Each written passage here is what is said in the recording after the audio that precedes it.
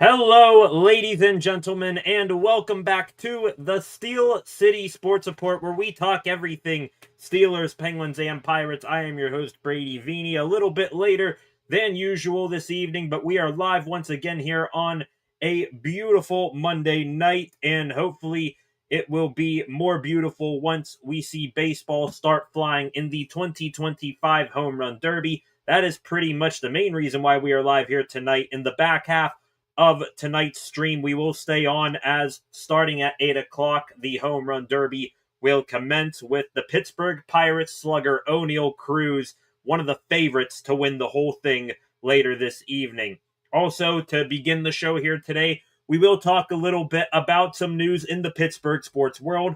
We'll talk about how the Pirates did on their final series before the All-Star break. We'll also break down what they did in the MLB draft, which I think is still ongoing or is just wrapping up right now. 20 rounds of the MLB draft. That is way, way too long, to be quite honest with you. We'll also get into some other things as well, some Pittsburgh Steelers and some Pittsburgh Penguins news. The Steelers possibly making a trade for a wide receiver. What do we think? Also, the Penguins, they did make a trade, not one that we are expecting, Eric Carlson, Ricard Raquel, Brian Rust, but instead they added again, bringing in a goaltender, and a damn good one, if I, say so. So we will break down all that and more throughout the evening as we head into the Home Run Derby, once again beginning at 8 o'clock. First thing is first, if you are new here to the channel, please subscribe and turn on notifications so that you never miss when I am live again. Also, feel free to like and share this video and comment in the live chat any thoughts, questions, opinions that you may have. I can pop those up at a moment's notice on the screen like you see right here. I enjoy interacting with you fine folks that way, and it will keep things more entertaining as we head into the Derby later on this evening. I believe we are up to 468 subscribers on the channel, so we gained, I think, 3 more since I was last live a couple nights ago. So it will be fun to get back to work here tonight. Last night I was live for the MLB draft. The Pirates made some good picks there. We'll break down those as well. But we are going to start off with the Pirates. It's going to be a pretty baseball-centric show. We'll talk about how the Pirates did, on the field as an MLB team. Talk about what they did in the draft. And then, of course, we will wrap things up talking about O'Neal Cruz and hopefully how good he will do. As a matter of fact, I got the batting practice on here to my right here on the TV. Looks like they are talking to Tarek Skubal, the starting pitcher for the AL in tomorrow night's All-Star game. Going to breeze through things pretty quickly here. Make sure we get it all in before the All-Star game begins. Let's start talking about the Pirates and how they did in their final series before the All-Star break. They had 3 games against the Minnesota Twins starting on Friday night, and pretty much what you expected from the Bucks. More ugliness on this road trip from hell.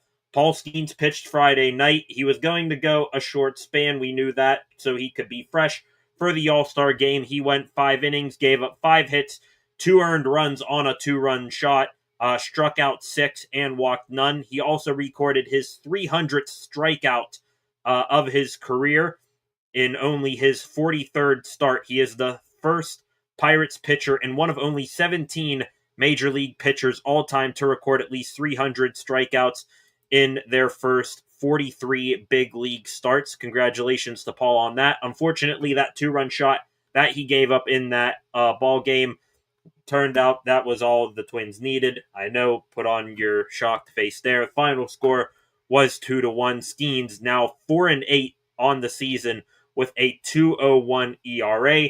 However, at least outside, people watching this Pirates team, the win-loss record, that is not a factor like we all know it is. Everyone from the outside, they view Paul Skeens just the same as we do. He is doing all the right things while the Pirates seemingly are doing all the wrong things. And that turned out to be evident as Dave Roberts, the manager for the LA Dodgers, who is also the manager for the National League squad in the All-Star game, ended up naming Paul Skeens the starter for the All-Star game tomorrow night. By the way, per the Elias Sports Bureau, Skeens will become the first pitcher ever and one of only 5 Major League players to ever start in the All-Star game in each of his first 2 big league seasons. He joins the likes of Joe DiMaggio, Ichiro Suzuki, Rod Carew, and Frank Robinson. Hall of Fame names right there in Skeens. He is already projecting to be one of the best pitchers of all time. Moving on to game 2 of the final series before the break against the Twins. It was ugly from start to finish. Not going to get into deep on it. Final score was 12-4. The Twins just absolutely routed the Pirates. Byron Buxton, who is actually going to be in the Home Run Derby tonight, he hit for the cycle in that game. By the way, in that defeat, the Pirates, as a franchise now, they are at an even record, 500. 10,877 wins, 10,877 losses, a 500 club all-time since 1903. That is the first time they have a franchise record of 500. Then in the final game of the series against the Twins, Mitch Keller was on the bump. He had another fantastic start, and I really am getting sick and tired of people, saying, oh, why is Mitch, so bad? He's not. Like, what the hell are you watching? Keller, 6 innings, gave up 4 hits, 1 run, struck out 3. Kind of almost like a Bailey Falter stat line, if I'm going to be honest. Really ate up innings, gave up just a run, didn't strike out too many. He did only throw 83 pitches, but either way, it was his 14th quality start of the season, all of those before the All-Star break. That makes him one hell of a trade candidate. Would I rather them keep him and, wait this thing out, trading him till the off season? That way you can get probably a better return instead of him being a deadline piece. Sure. But unfortunately, it seems like there is a lot of smoke around him right now that he is going to be on the move before the July 31st trade deadline, whether we like it or not. So a quality start there for Keller. Again, the Pirates, they were able to snap their 8-game losing streak, a 2-1 victory over the Twins. Isaiah Kiner-Falefa, another trade chip, 4 for 4 in that ball game. David Bednar got the save, and I believe the Bucks, they ended up tying up that ball game with a force out, ground out in the top of the 9th inning against Johan Duran, the closer for the Twins. So I guess you can count it as them ending it the first half of the season on a high note, but still 1-8 on the road trip. They are now 39-58 on the season. Season is completely and totally dead and buried before the All-Star break. An absolute travesty. 19 games under 500, and now year 6 of the Ben Cherington rebuild. The Pirates have nothing to show for it but misery, misery, and more misery. So that is how the Pirates ended the first half of the season. Maybe we can get a little bit of happiness here tonight and tomorrow.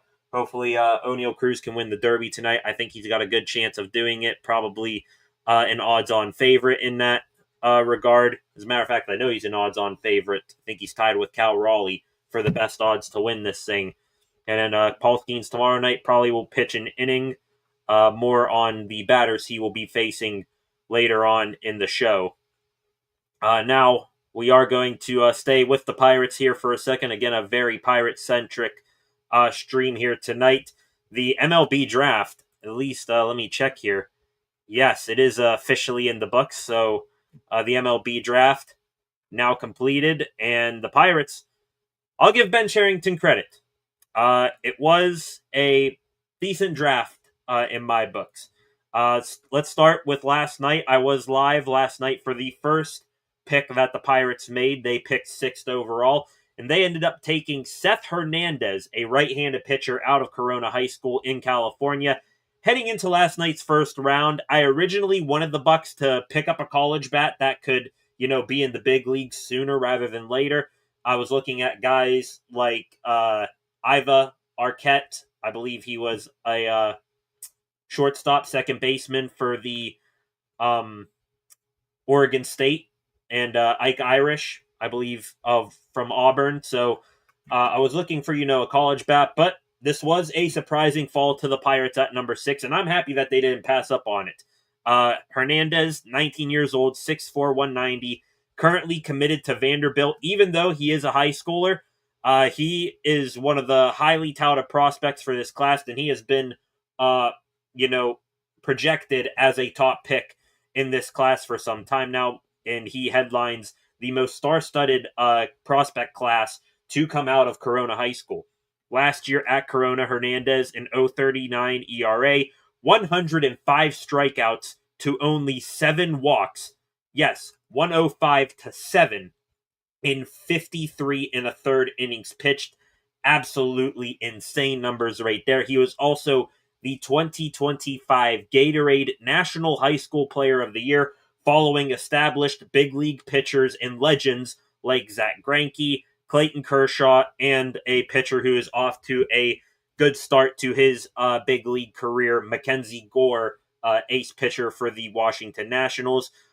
Those three, they have won the Gatorade High School Player of the Year award before him. Also, the most previous National High School Player of the Year award winner. Does this name ring a bell? Connor Griffin won that last year, and of course the Bucks picked him up with the 9th overall pick, and he is looking every bit worthy of winning that award a year ago. So hopefully Seth Hernandez can follow in Connor Griffin's footsteps, coming to the Bucks now and shooting up for the prospect ranks pretty quickly, assuming that in case he doesn't go to Vanderbilt. More on Hernandez here. He is being talked about as one of the most polished high school prospects since the turn of the century. He is the player with the highest ceiling in this draft, and he is a future top of the rotation pitcher. Let's just hope, for all of our mental sakes, that he will join Paul Skeens at the top of the Pirates rotation and not be, like we all fear he will be, a replacement for Skeens if he gets traded a couple of years from now. In terms of tools, once again, Hernandez, one of the best fastballs in the entire draft, a 70 overall grade on the 20 to 80 grade scale that MLB.com uses. So a 70 on the fastball. He also has an above average curveball and change. Last thing here, there have also been some rumblings that he could possibly be a two-way player and a damn good one, but let's get him developed as a pitcher first. That's my opinion. The Pirates, they are an outstandingly great pitching factory and a good developing team for pitchers. The Bats, that's a completely and totally opposite story. So let's make sure that we continue to be great at what we do, and then we can focus on if he's, everything that we expect Seth Hernandez can be, then we'll maybe see what he can do at the bat. So let's make sure he's a good pitcher first and foremost, because, hey, that's what we're great at. And then hopefully we can become just an average hitting, developing organization. Then we can maybe see what he does with the bat then. So that was the first overall selection by the Pirates in last night's draft, pick 6. Moving through the rest of the draft here as quick as I possibly can. Again, 20 rounds. Also last night, 3 more picks. Round 2, pick 50. The Pirates selected Angel Cervantes, a right-handed pitcher from Warren High School in California. 17-year-old kid, 6'3", 195. He is currently committed to UCLA and came in at number 49 on the MLB.com's top 250 draft prospects list. In the competitive balance round B, that is pick 73 here, the Bucks picked up Murph Gray, a third baseman from Fresno State, 21 years old, 6'4", 230 pounds. He is a player with some pop in his bat at a power hitting position, gasp, and he was a Mountain West Conference co-player of the year. Like that pick a lot right there. The final pick from last night, round 3, pick 82, the Pirates drafted a catcher from Oklahoma, Easton Carmichael, a 21-year-old who is 6'1", 200 pounds. He spent 3 seasons with Oklahoma, Boomer Sooner, and he hit a career batting average of 336 with 30 home runs. He also was a first-team All-American and a second-team All-SEC member in 2025. Maybe looking at a possible, pick there to push Henry Davis, Andy Rodriguez, the young catchers who are up in the bigs right now. Moving into today, the Pirates, with their first pick of the day, they took a shortstop, Gustavo Melendez. He is from Colegio Nuestra Senora de la Merced High School in Puerto Rico, 17 years old, 5'8", 160. He is one of the best players to come out of this class from Puerto Rico, and he has been compared a little bit to Atlanta Braves second baseman Ozzie Albies, so maybe a player who's, small in stature and size, but can develop a little bit of pop with the bat. I'd be okay if he turns into Ozzie Albies for this ball club. Round 5, they took Adonis Guzman, a catcher from Arizona, 21 years old, 5'11", 221, a defensive catcher first who came along with the bat a little bit last season. Round 6, pick 173, Jack Anchor, a right-handed pitcher from Fresno State, 21 years old, 6'2", 200.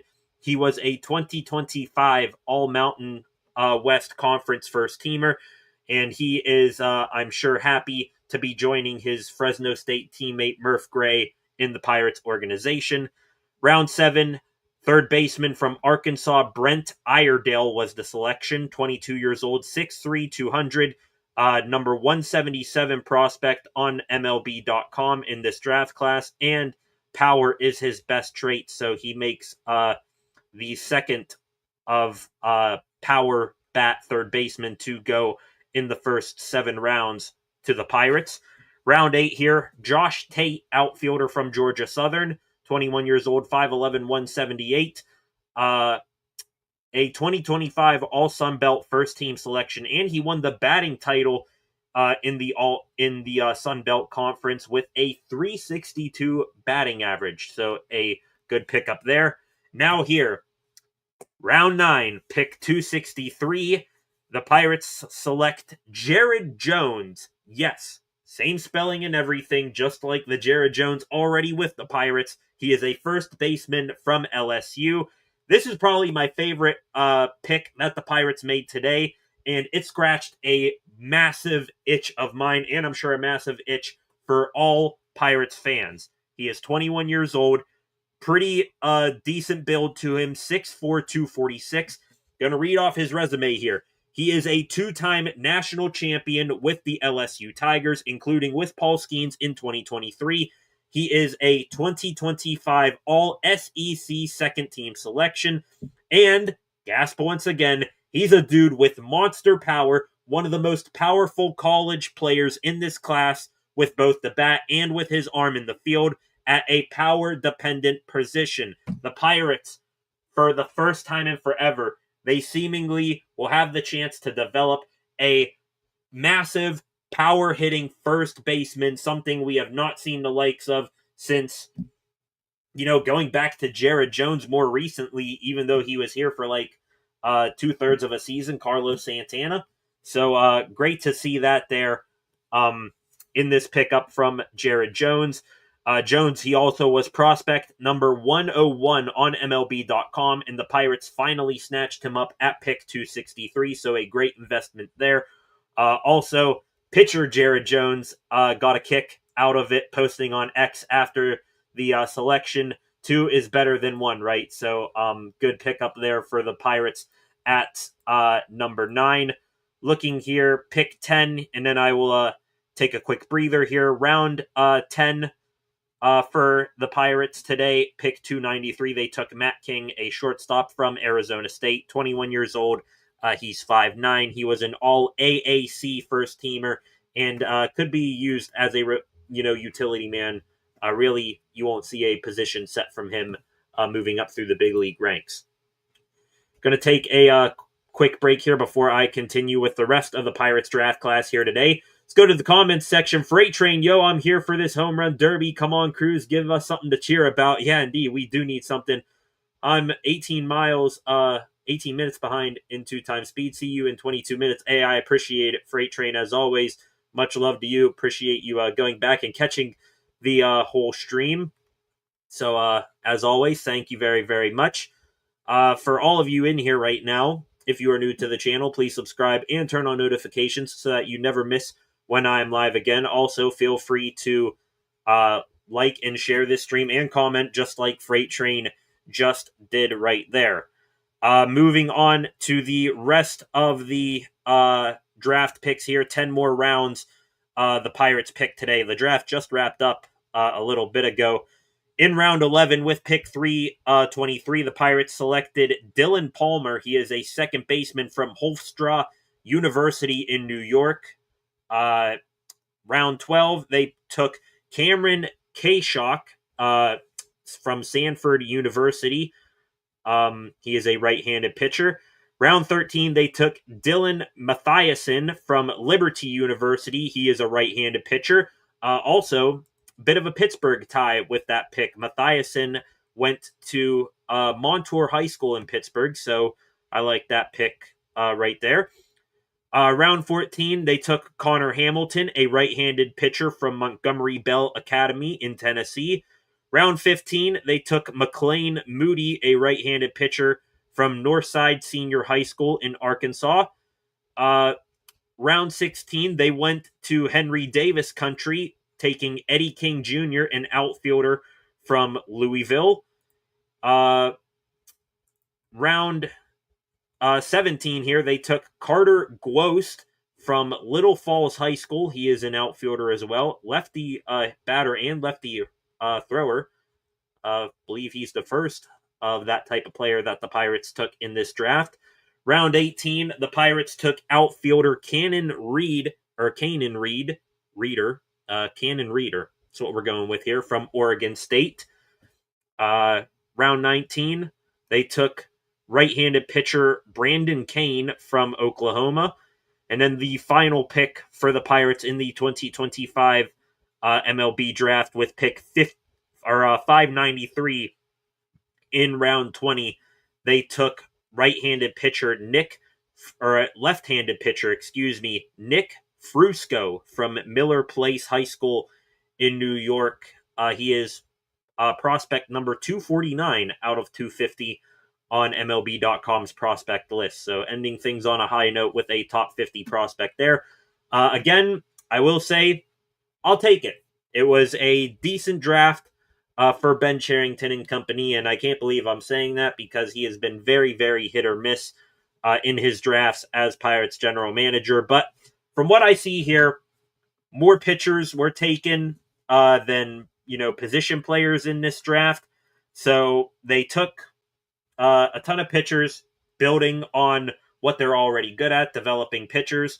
And then when they did take prospect players, they actually went and took majority of their players actually had pop. Murph Gray, trying to think here, who else? Murph Gray, Easton Carmichael, Adonis Guzman, Brent Iredale, Jared Jones, all guys who I think have some good pop with their bats. So sticking with a strength of theirs, drafting and developing pitchers, and the batters, the hitters that they took are known for having some power to them, which they desperately need in this organization. Power bats all throughout the system, including the big league level. So I'll give it a solid B right now, teetering, B minus. But I do like the Seth Hernandez pick. Hopefully he can develop quickly. And I like how they used some of their picks in the later rounds. So can't believe I'm saying this. Good job, Ben Cherington. Now, please use your brain to the best, most maximum capacity that you possibly can.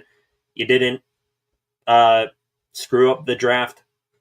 Too bad, in my opinion. If you're going to make any trades at this trade deadline, please, for God's sake, get good returns. If you ship off Mitch Keller, you better get a solid, bona fide big league bat that's going to be a part of this lineup for the next 5 years. And if you sell off, Key Brian Hayes, get, good AAA guy back that's knocking on the doorstep of the MLB. So hopefully Charrington can continue this little hot streak that he's on with his decisions, take that all the way up to the July 31 trade deadline. Going to take a quick stroll here through Twitter before we continue on with the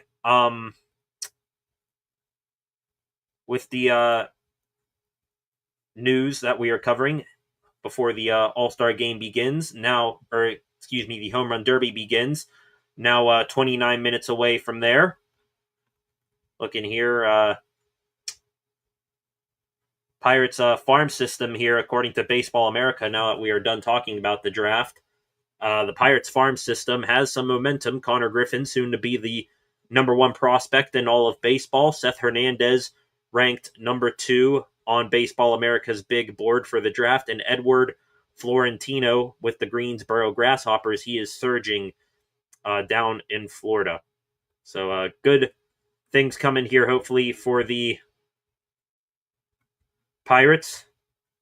Things are on the up and up here.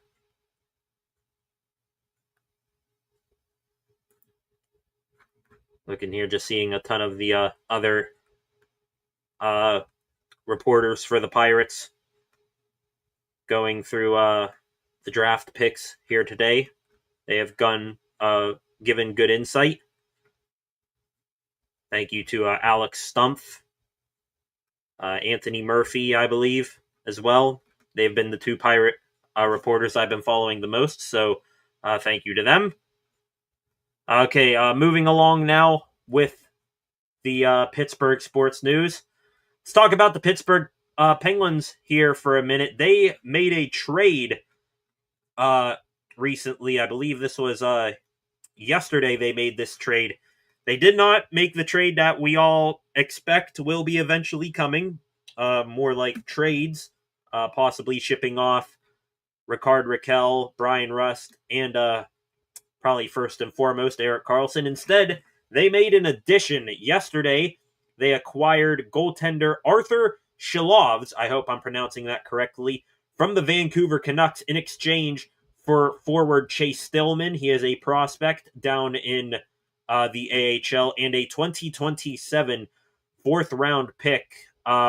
First here, we'll talk about Shilovs, a 24-year-old goalie coming off a career year with the AHL team of the Canucks, the Abbotsford Canucks. In that career year, he had posted a .933 save percentage, outstanding there, in a 201 goals against average in 24 AHL games. He led the Abbotsford Canucks to the AHL Calder Cup Championship, and they won, and Shilovs won MVP of the 2025 Calder Cup playoffs, the Jack A. Butterfield Trophy. So he is riding high right now as a goaltender, coming in hot right now to the Penguins. I will say this is probably an interesting trade for the Pens. I like the addition of Shilovs, and you didn't have to give up too much. Chase Stillman, I think he was a guy that wasn't even, the Penguins prospect originally. I think they picked him up from the Chicago Blackhawks. So you part ways with Stillman in a, middle round pick 2 years from now. You get back a goalie riding in high, but I gotta wonder, this has got to mean that Tristan Jarry trade's coming, right? I mean, if it's not, I wonder, what the idea is or what the plan is here from Kyle Dubas. Shilovs, coming off a fantastic year in the AHL, you got to think that you're not just going to bring him in here as your AHL goalie and keep him down there all year. You'd like to think that, hey, maybe this kid who, Shilovs, by the way, he's been in the NHL before. I believe he, can't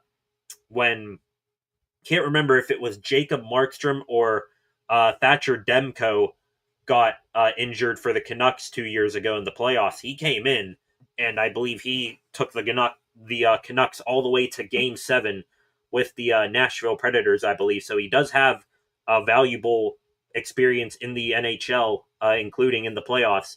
So after, going down to the AHL, dominating there, especially in the playoffs there, you like to think he's going to get a good look in the NHL for the Pens. So that's got to mean that Tristan Jarry is,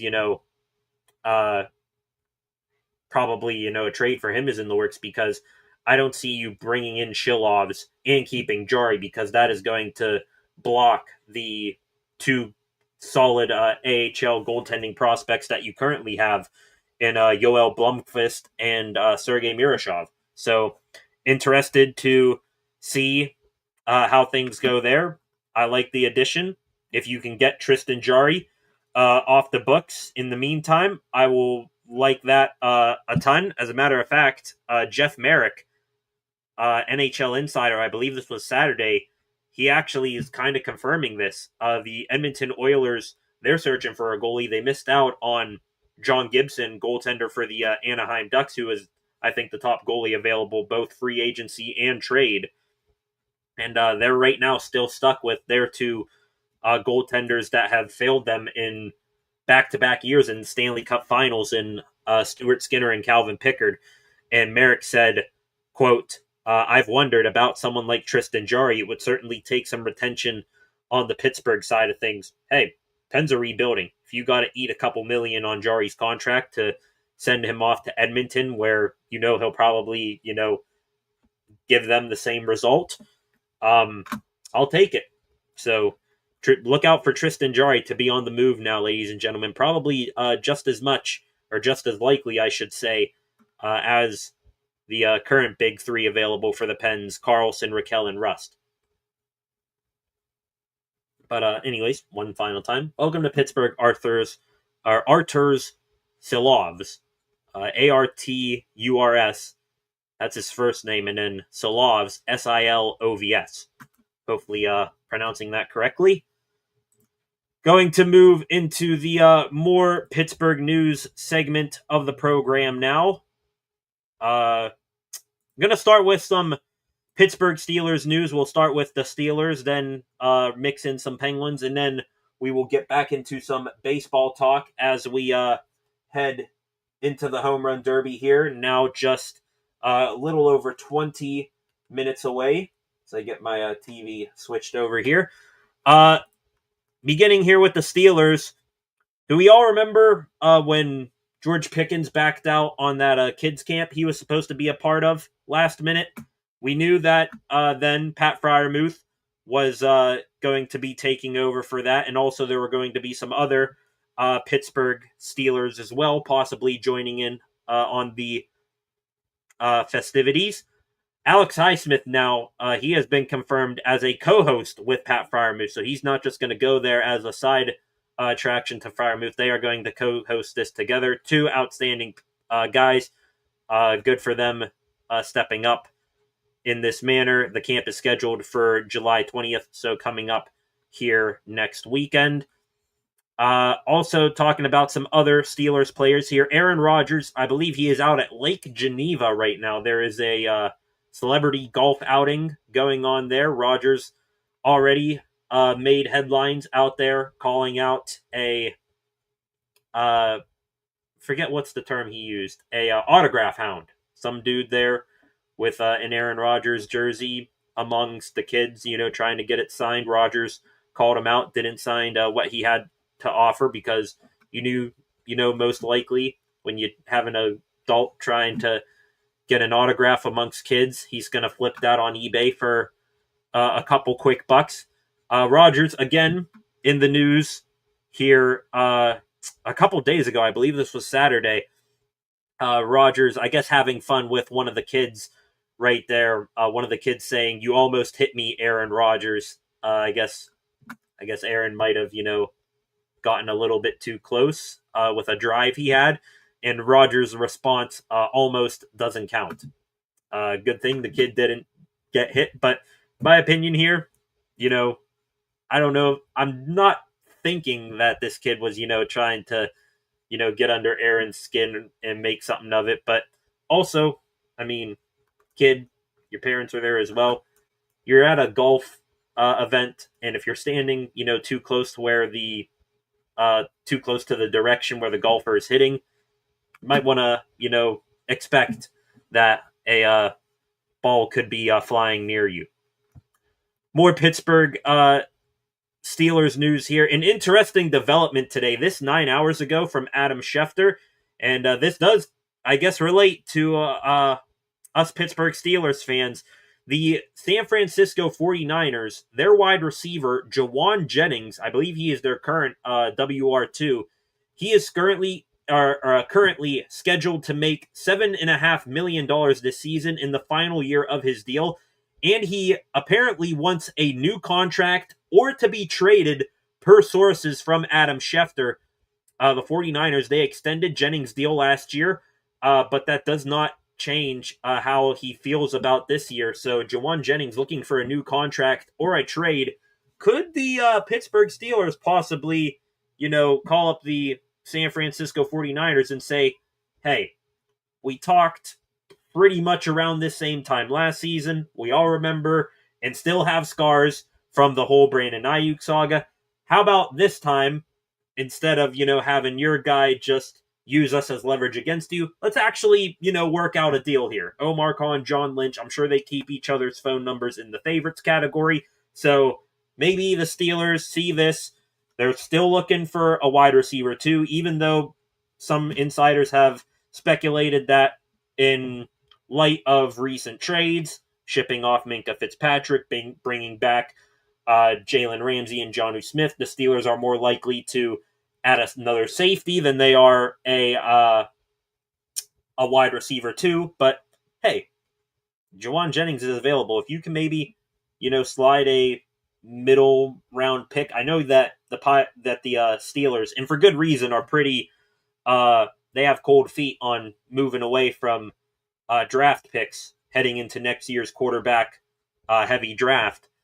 So be interested to see how a trade will work out there. But I'm interested what you guys think. I'd be interested in Jawan Jennings. What do you guys think?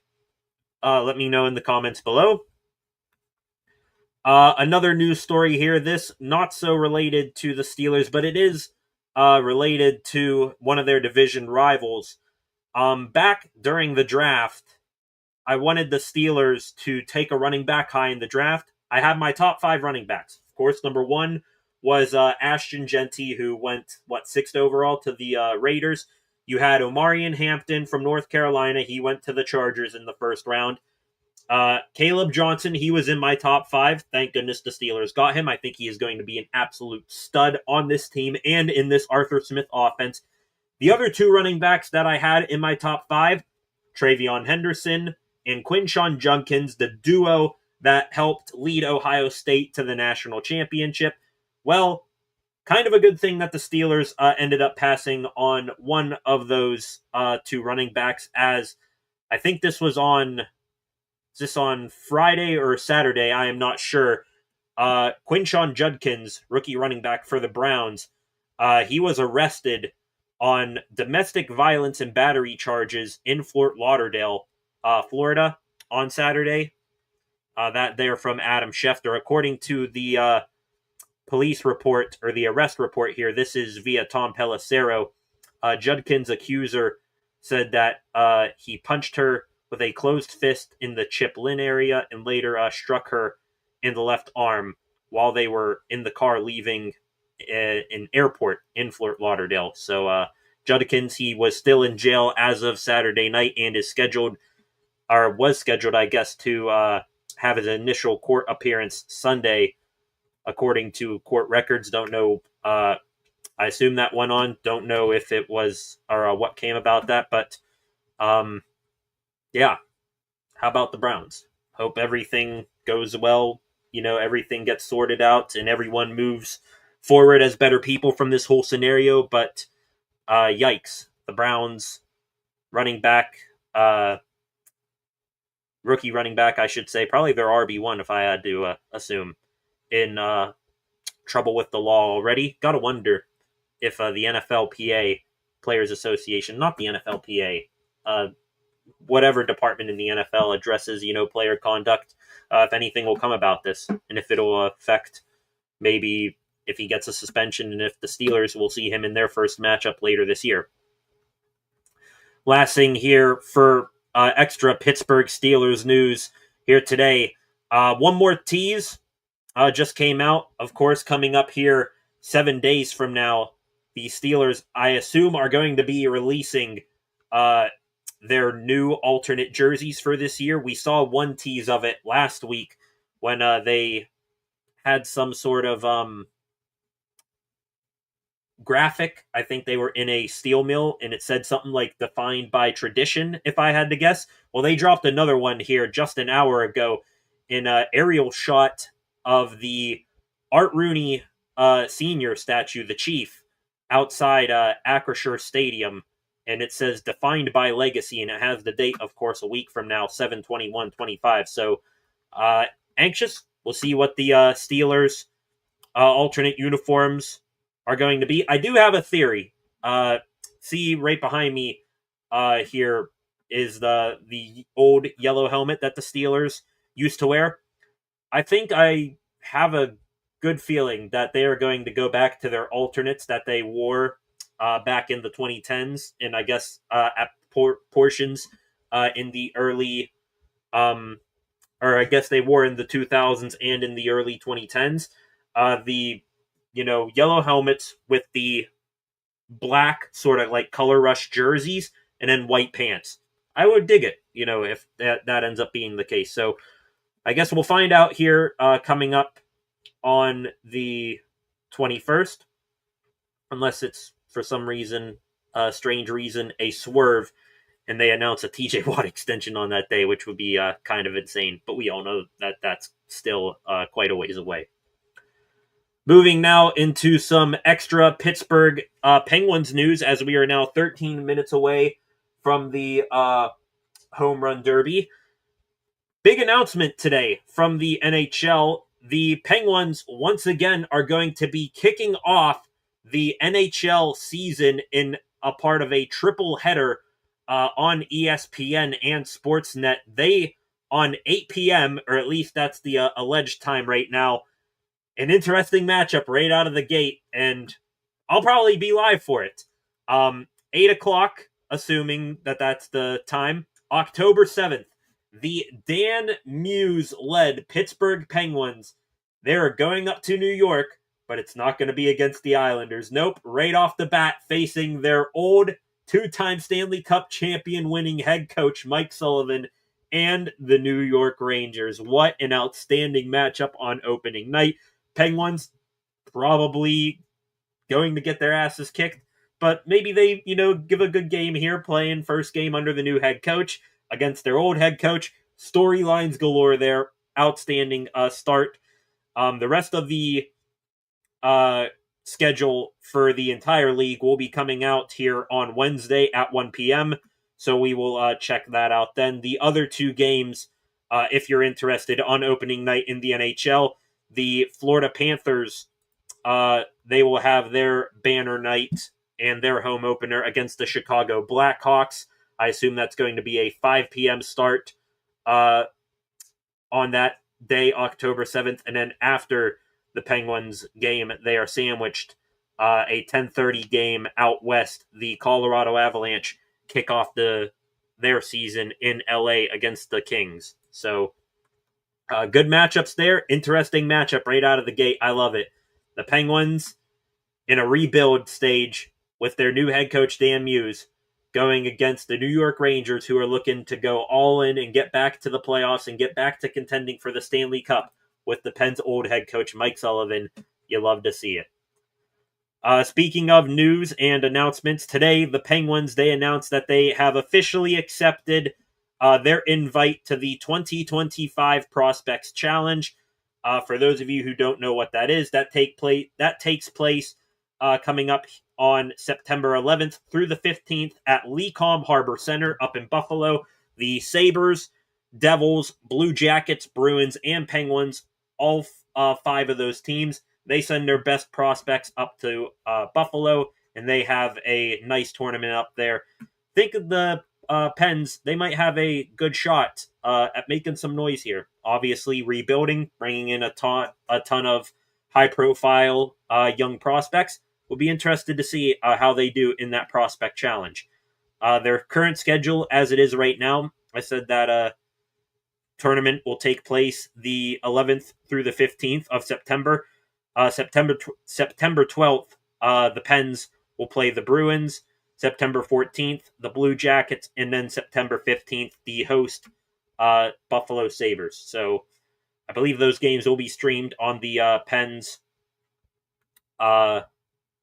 website. So go check those out. Those are always fun to see. Speaking of Pens prospects, the Athletic, they just dropped their annual top 100 drafted NHL prospects rankings, and the Pens, they have 3 in the top 100. So top 100 NHL prospects right now, all of them right in order here. Number 64 on the list, Ben Kindle, first round pick, first of 3 first round picks in this past year's draft. So Ben Kindle there. Right behind him, number 65, who is going to see an increased role with the NHL team this upcoming year, Rucker McGroarty.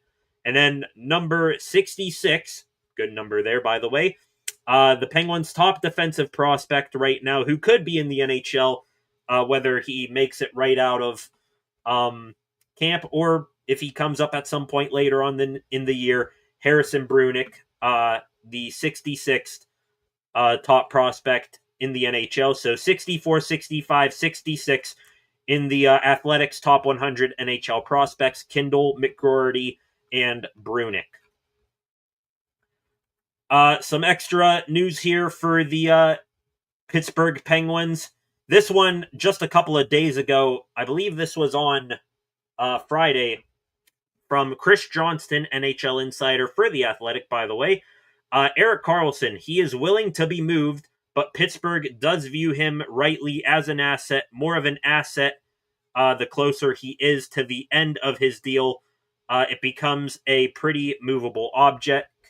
It might just be not this summer, so I guess Chris Johnston dumping a little bit of cold water on Erik Karlsson possibly being traded this summer because of his contract situation. Maybe it'll be much more tradable when we get closer to the deadline or possibly next offseason.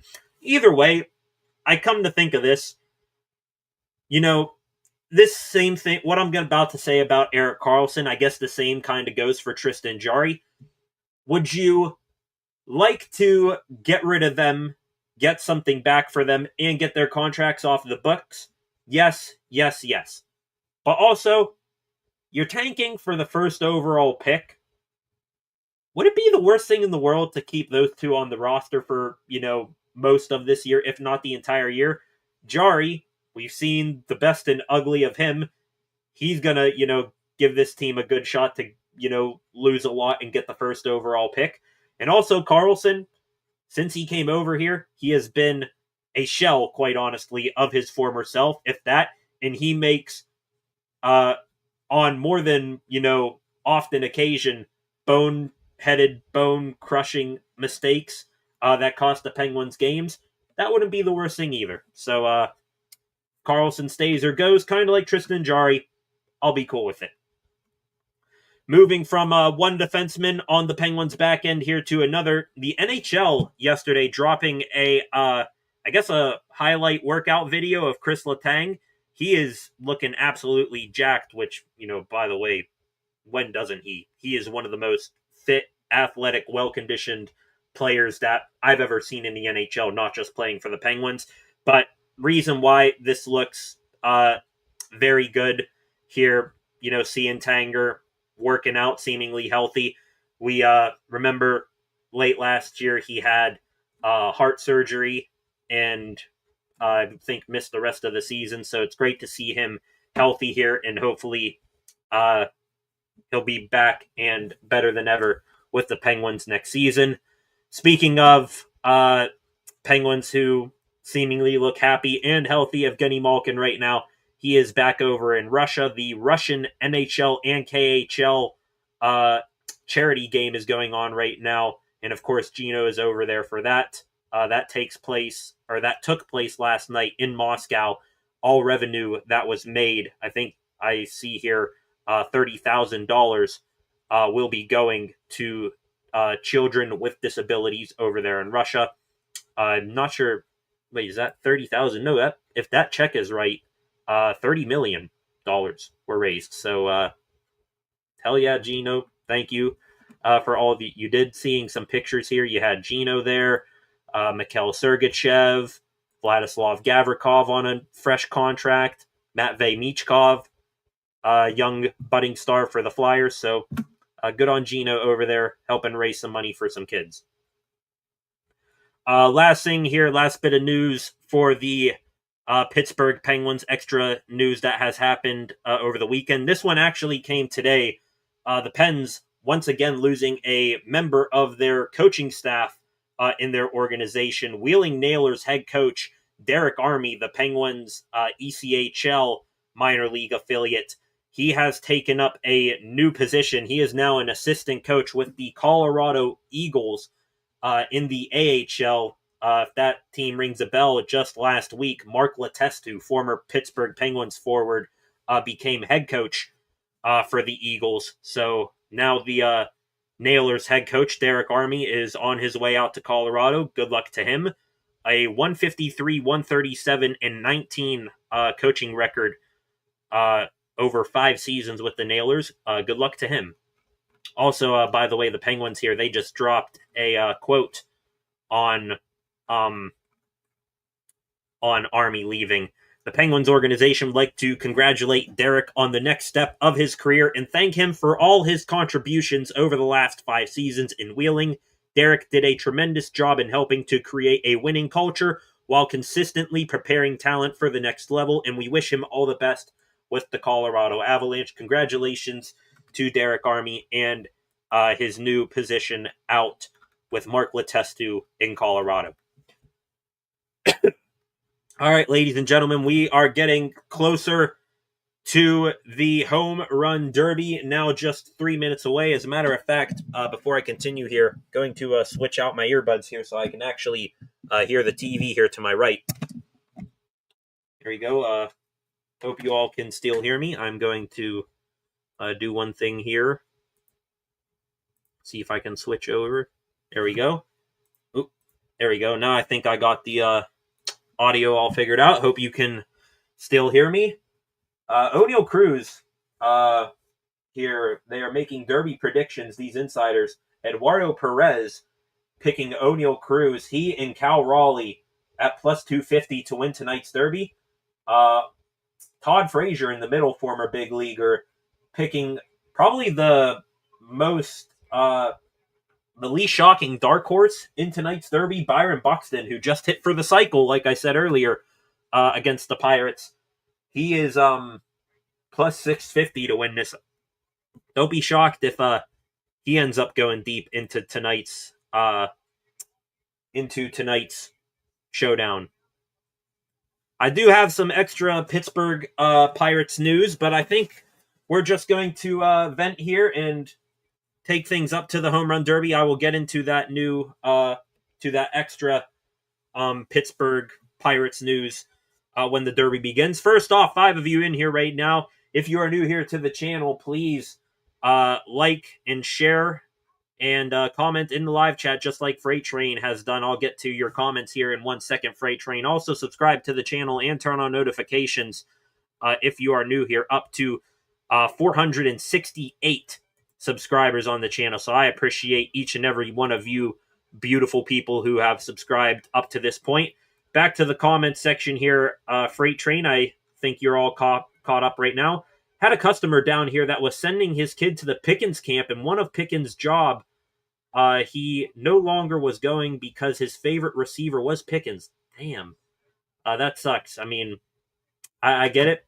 You know, Pickens for quite a while was my sister's favorite player, and she was pretty much done with the team when they traded him. But I think, you know, she's all right now. It sucks, though. You know, that's what makes me furious for Pickens from, you know, what he did. I read, you know, back when this first came out, all of the release from the organization that was running the clinic, and from what they were saying, seems like Pickens, you know, bowed out last minute after saying, hey, even though I got traded, I'll still be there. And then he bails out last minute without, you know, any good excuse. So it sucks there that, the kid went through it, from going to the camp, meeting his favorite player to now going at all.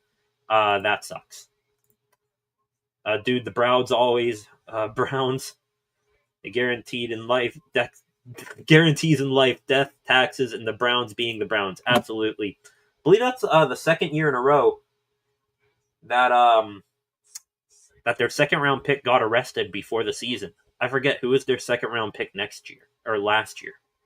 I forget.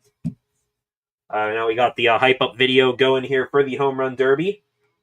They just showed Ronald Acuna there in his highlight for the derby. By the way, Ronald Acuna tonight, not a part of the home run derby.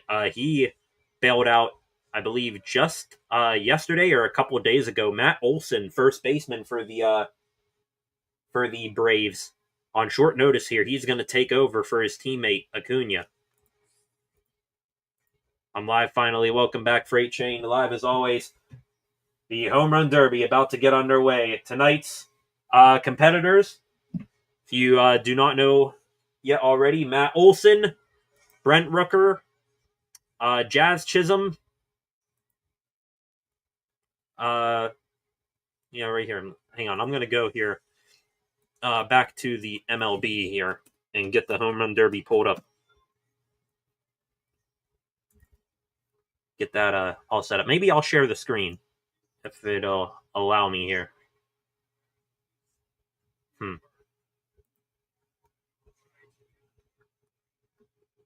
Here we go. Live tracker for the home run derby. 8 competitors tonight, as always. O'Neal Cruz, Cal Raleigh, Jazz Chisholm, James Wood, Brent Rooker, Junior Caminero, Byron Buxton, and Matt Olson. Cal Raleigh, number 1. O'Neal Cruz, number 8. So, are they doing this 8 versus 1? If so, that is going to be an absolutely insane opening round. If they go like 1-8, 2 versus 7, 5 versus 6, etc., that is going to be insane.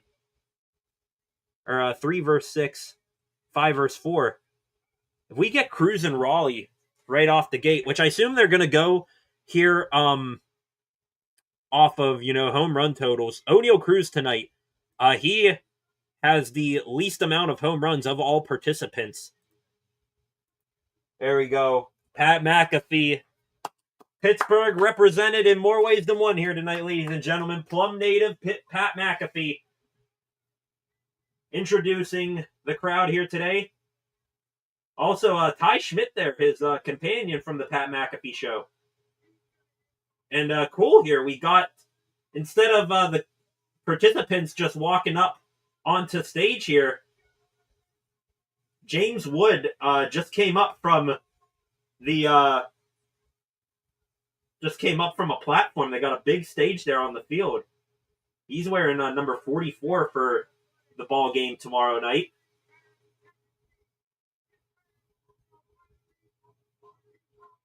Here we go. Brent Rooker coming up now. Yeah, O'Neal Cruz as the number 8 hitter. The least amount of home runs here today.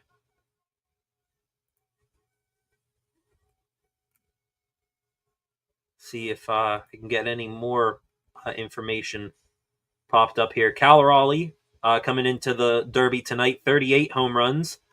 James Wood second with 24. Byron Buxton 21.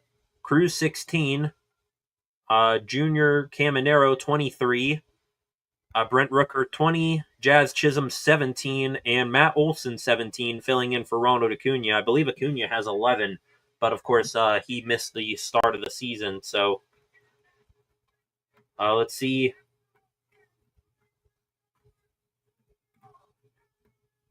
And there is Junior Caminero right there. I don't know how we feeling about the All-Star jerseys this year. They're all right. Here comes O'Neal, baby. Here we come.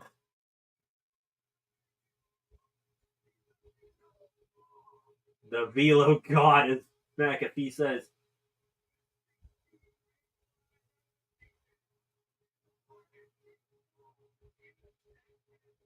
Yep. There he is. O'Neal Cruz. What an absolute beauty. There's Paul Skeens and Livy Dunn on the field. Skeens today dropped a video saying, hey, he's my pick. He's always been my pick. There we go. The StatCast God, too. Highest exit velo in the StatCast era since it began in 2012, I believe. There's O'Neal Cruz. And now, of course, Ty Schmidt, Byron Buxton, the next one to come up, mentions that Buxton just hit a cycle against us the other day. Of course. Here's Joe Ryan, too, they just showed there. He's an all-star. He pitched pretty well against the Pirates.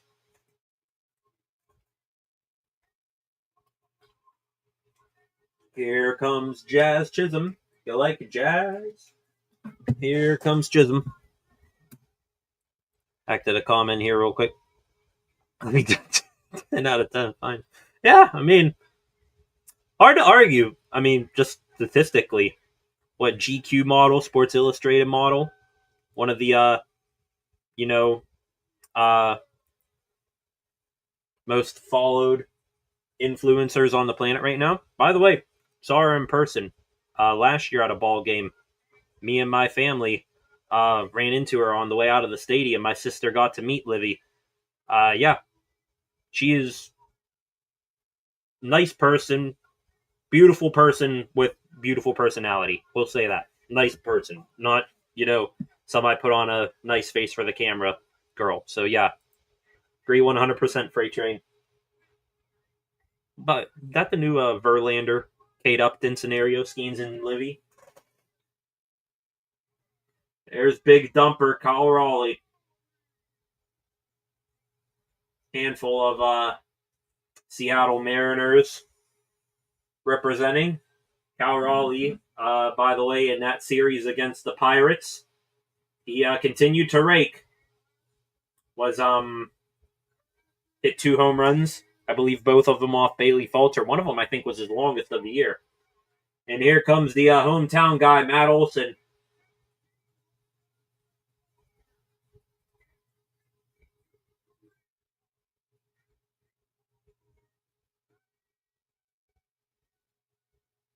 Matt Olson.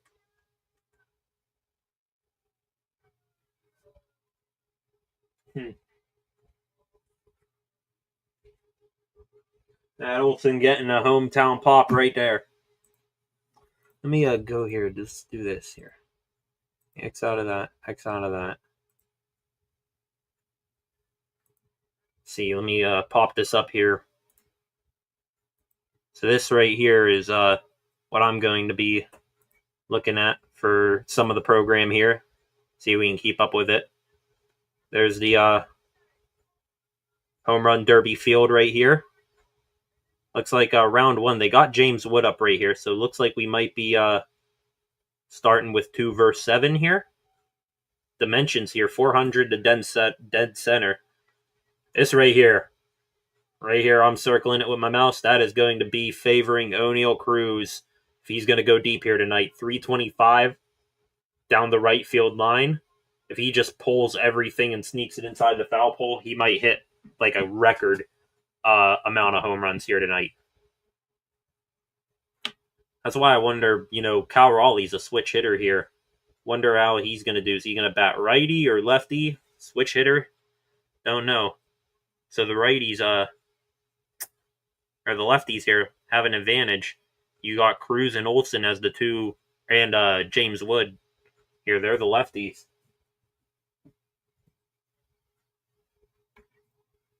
Oh, here we go.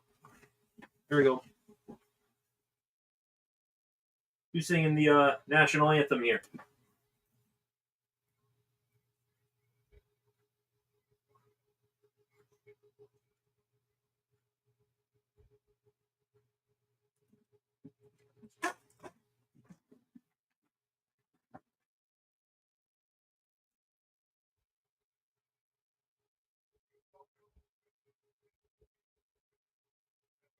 Heather Headley, Tony and Grammy Award winner.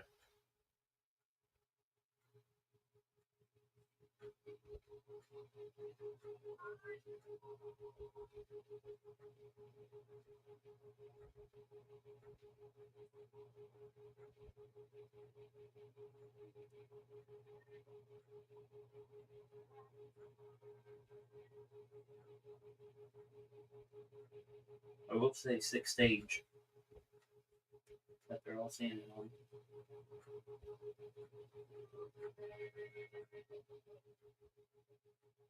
Do we get a flyover?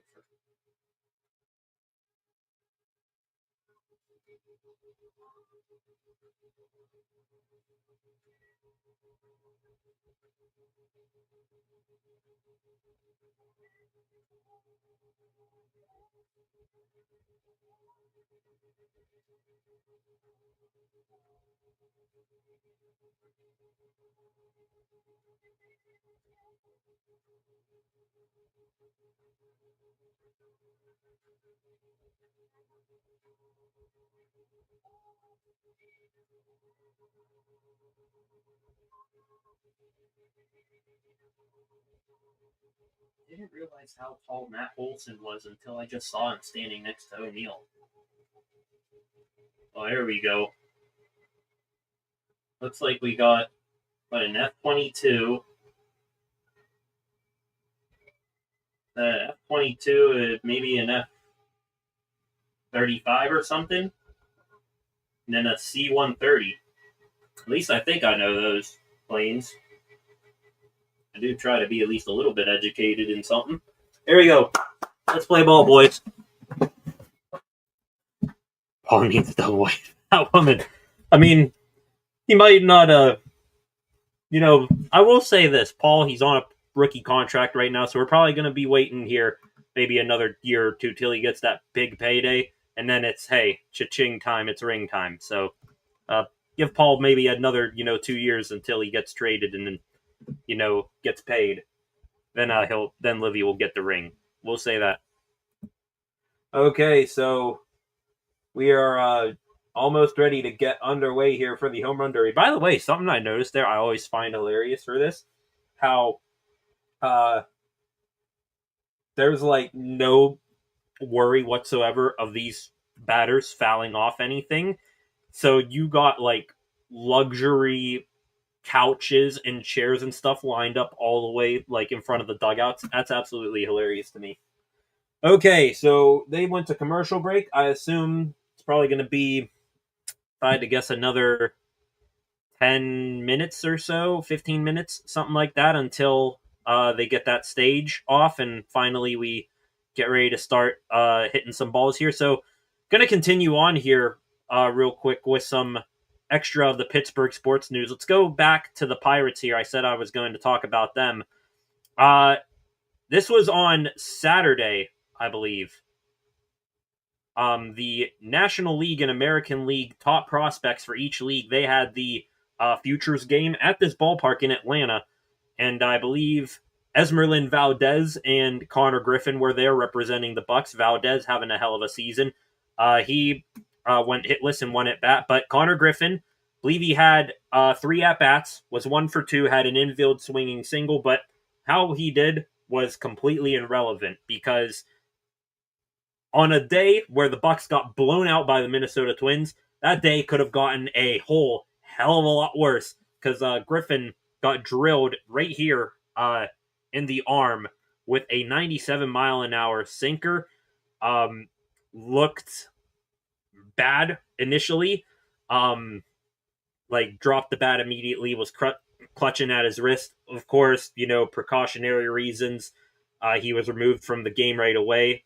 Thankfully, though, everything appears to be all good. His dad, Kevin Griffin, go give him a follow on X.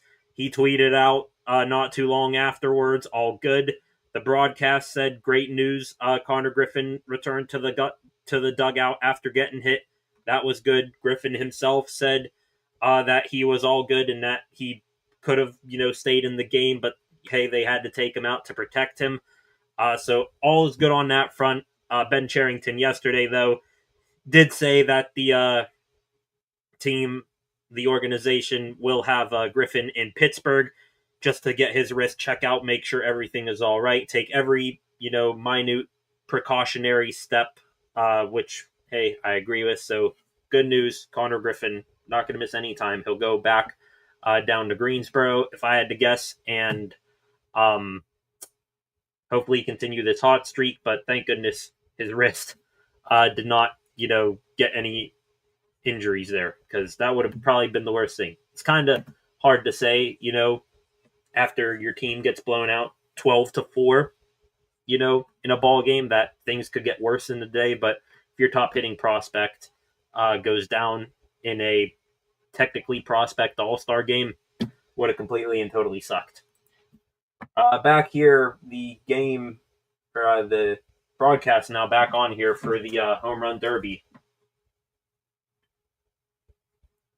Looks like, are we getting another video here? Chipper Jones, the longtime Atlanta Brave, is doing another intro video for the game here, or for the Derby. More news here, by the way. More information on the Derby. We will get into. I'm sure I'll reemphasize more of this here as the stream goes along. But just a little bit of background info on some of these guys who will be competing here tonight. Cruz, by the way, I guess this still technically counts as more Pittsburgh sports news. He wasn't in jeopardy, but he was close to being in jeopardy of not swinging tonight at all. He was not in the starting lineup for yesterday's ball game for the Pirates. He left Saturday's game with a hip flexor injury. Donnie Kelly said that, Cruz was being evaluated, and however, he still was anticipating Cruz to be available. Cruz, thankfully, did pinch hit in yesterday's ball game, so he was all good. And now, after yesterday's game, getting on the PJ private jet with Paul Skeens and Livy, here, ready to swing away tonight. So good news for Cruz. Did not miss any time. We already covered. They just spoke to Matt Olson right there. He is filling in for Ronald Acuna Jr. here this evening. Cal Raleigh, the number one guy in the Derby here tonight.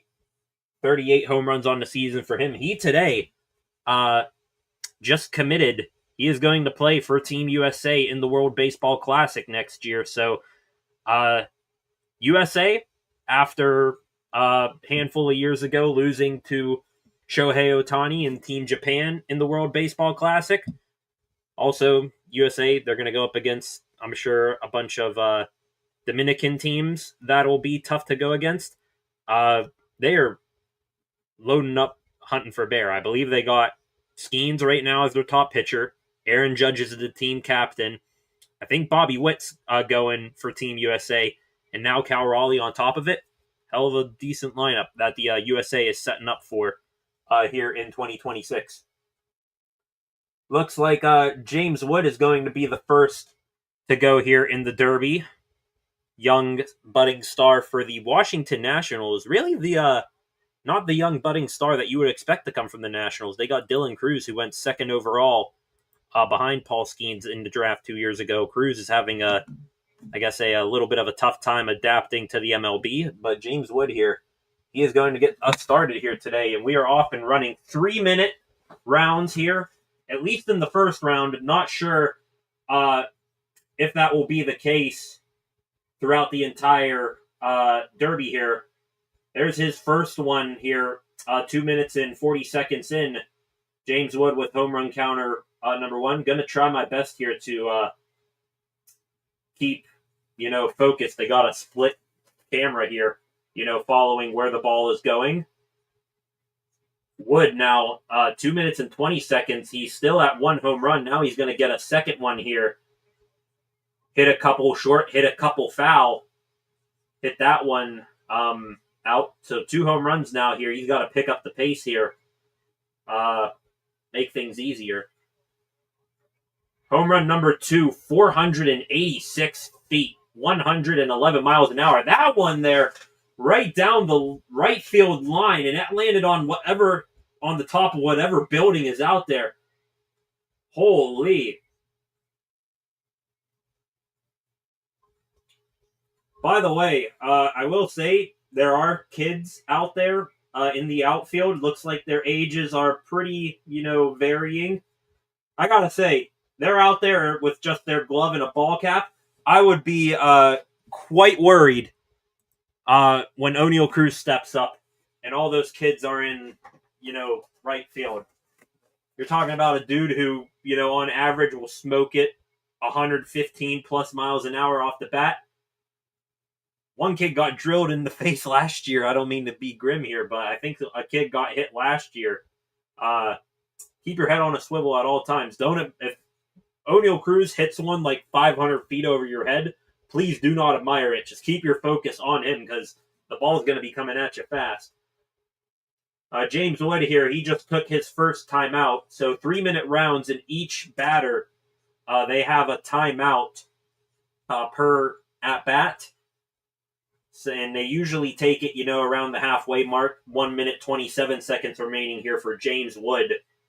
He has 6 home runs, so after a bit of a slow start, he picks up the pace a little bit, getting 6 home runs right now. He now resumes. That one there doesn't look like it has the distance, just looks like a pop-up. That one there, if it stays fair, might be gone, and it is off the top of the wall. That one there, that one's got a chance, and it is going to be caught just shy of the warning track. That one there also yanked foul. So the start of both runs here for him, having issues getting it out and keeping it fair. That one there to dead center field is number 7. This one here sort of to left center field, and it is gone, I believe. They did not change. Now it's 8 home runs. Rips that one there. 40 seconds here remaining for James Wood. That one a fly ball, high towering shot. Does it have the length? It does. It just gets into the bullpen. Up to 9 home runs. 10 now for Wood. That one there, right next to a couple of cops. 11 home runs now. Heating up here. 19 seconds left. Is he going to go on a run here? Maybe get up near the 15 mark. 12 home runs. There goes 13 on the way out. That one hits off of the chop house out there. That one in the first row to left center field. 14 home runs. One more swing here, and he just fouled it off, it looks like. So he is going to wrap up here with 14 home runs. Bonus round here looks like might be coming up for him. Each swing is a home run or an out. 3 outs guaranteed. 1 additional out earned with a home run of 425 plus feet. So it looks like he is going to go to the bonus round here. If it goes by like how they do it in the game, MLB The Show, it might be, I think if you hit over 440 feet twice, you get the bonus round. That one, though, 486 feet. He also hit one on top of the building out there. He on an absolute insane tear right there. Okay, let's go back here.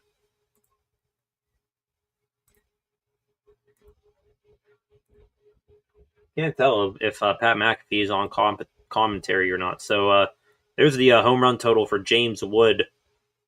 14 home runs here. Hit one 486. Wow. Right here was his last one, I believe. Now he's in to his bonus round here. Already has 1 out.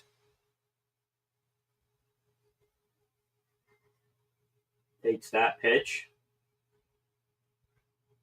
That one there looks like it's just going to be a high pop-up to center field. And it is caught out there. 2 girls went for it at the same time. One of them came down with it, but hey, they're both happy it was caught. There's O'Neal Cruz. This one driven, and with 2 outs here, He hits that one just in front of the chop house. Not sure if that had the distance to earn the extra out. This one here is going to go to right center field. Does it have the length? And it does not. He did earn the extra out, though. So that home run he did hit was for 425 feet. This one, though, that one's going to be gone. My goodness, a mammoth shot right there. It goes down the tunnel in right center field for James Wood. There's Freddie Freeman looking on. This one hit here, that is not going to have the distance. So James Wood finishing with 16 home runs. The last one, 465 feet, hit one 486. So that does it for James Wood. I assume he is going to... who's going next? They showed O'Neill Cruz. Is Cruz up next here? Do they still do the 1-8-2-7 format, or is it just, hey, the top 4 guys go? I'm a little confused on the rules here. 6 of you in here right now. Welcome to the stream. I appreciate it. Watching along with the MLB Home Run Derby right now. James Wood just, I think, wrapping up with 16. It says at-bat resumes here in 10 seconds. Here they show Junior Caminero in the belly of Truist Park, getting ready in the hitting cage down there. Wonder if James Wood is going to continue here or who's up next. They have them blurred out here. Looks like it's Brent Rooker here. So if they're going, looks like they're going to be going down the line here. Rooker, Caminero, and then Cruz. So Cruz coming up here soon. Brent Rooker now is going to step up to the plate. 7 of you in here now. Welcome to the stream. Please subscribe to the channel if you haven't done so already. Jeff in the comment. How's it going, Jeff? Did Cruz come up? Yep, nope. If we're going by the top board here, looks like we got Rooker followed by Caminero and O'Neill Cruz. 1 home run for Brent Rooker. Looks like this is ahead, so I'm going to stop the share. I'm not spoiling it. Now he's up to 3 home runs, so he's apparently off to a hot start here. They also go by pitches, too. So they got a clock and a pitch amount, too. 40 pitches in 3 minutes for these guys. And Brent Rooker, yeah, he's off to a hot start. 3 home runs in his first 3 swings. Young kid out there caught the 3rd home run. Rooker here, he is my dark horse pick for this, honestly. He's a guy that got added in, I think, right after O'Neill Cruz. Don't be shocked whatsoever. He is an absolute slugger for the Athletics. 6 home runs now. He is off and rolling right now. Now 2 minutes, 18 seconds remaining on the clock. Home run number 7. Home run number 8. Wow. There's a lady out there holding a hit it here bullseye sign. And Rooker actually hit it there. That's insane. 8 home runs. There seems to go number 9. No. Rooker stuck on 8 here for a quick second. Maybe used a bit of his energy too early here. That one might get out. That's number 9. There's 10. So now heating up here. 23 pitches now left. A minute 30 left on the clock. Stuck at 10 home runs here. Got to be taking his time out here soon. Looks like it might be getting one more pitch here. Drives that one out. He's going to take his time. And that one's going to come short. So 10 home runs already for Rooker. A minute 20 left on the clock for him. His at-bat resumes here in 30 seconds. Going to take a brief break here. Let's go back to the more Pittsburgh sports news well right here. Congratulations are in order. Cole Tucker, and not sure if it's his wife or fiance, anyway, Vanessa Hudgens, the actor, they got it looks like they have their first child on the way. So congratulations to former top prospect for the Bucks, Cole Tucker. Also, by the way, Paul Skeens mentioned earlier he will be the starter in the All-Star game for the National League tomorrow night. Talking today during a press conference where the lineups for tomorrow's game were revealed, said, quote, "It's a huge honor. The All-Star game is something I was lucky to do last year. I don't imagine a scenario where I would turn down starting the All-Star game. It's a huge honor being on this stage. Great to be back." That right there, that line, "I don't imagine a scenario where I would turn down starting the All-Star game." Skeens, right now, not the favorite anymore to win the Cy Young. That is Zach Wheeler for the Phillies.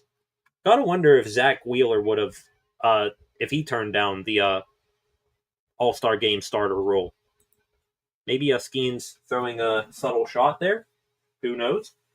Brent Rooker back up batting now. He's got 40 seconds left. Home run number 11. There goes 12. 13 on the way, so he is going to try to finish strong. No, number 13 short hops the wall there. This one will get out. There's 13 to right center field. Rooker here, 20 seconds left. 7 pitches remaining, though. That one a bit outside. Does he have enough mustard on that to get it out? He does not. 14 home runs now. That one a bit inside. 4 pitches left here. 10 seconds remaining. Rooker. That one driven. Going to try to speed it up here. Get these final 3 pitches in.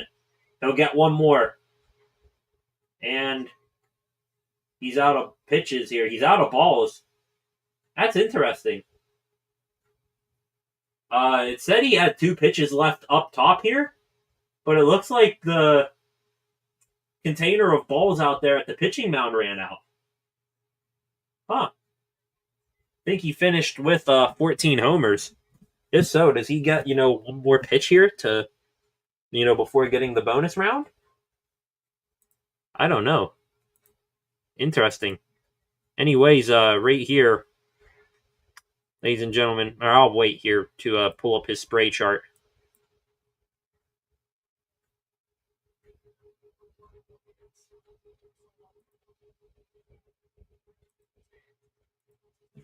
See here. Looks like he is into the bonus round now, so 14 for Brent Rooker.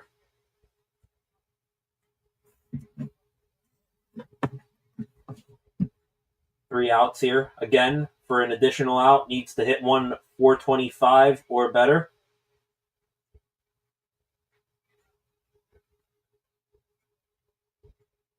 Nice custom bat here for Rooker. Wonder if O'Neal Cruz, who's going to be coming up here soon, has a bat customized for him. It's going to be absolutely cinema when he comes up here. Here we go. There's out number 1. Got out of that one, under that one, fouled it back. That pitch high. Only in the home run derby, ladies and gentlemen, that you can see scatterings of empty seats behind home plate. Meanwhile, every seat in the outfield is completely full. That one out there, 15 home runs now. That was 425 plus on the footage right there. So now he is got 3 outs to work with here. That one fouled off. Needs one more here to tie James Wood 2 to beat him, and he's got 2 outs to work with. Can he get it? Junior Caminero, the third baseman for the Tampa Bay Rays, the youngest third baseman to participate in the home run derby, I believe, is Junior Caminero. There goes one, and that is going to tie things up 16 apiece with Brent Rooker and James Wood. James Caminero, he will be the youngest third baseman, to start in the All-Star game, not participate in the home run derby. So my apologies. 22 years old. 22 years and 9 days old. Junior Caminero about to come up. Brent Rooker hitting homer number 17, so he does beat James Wood.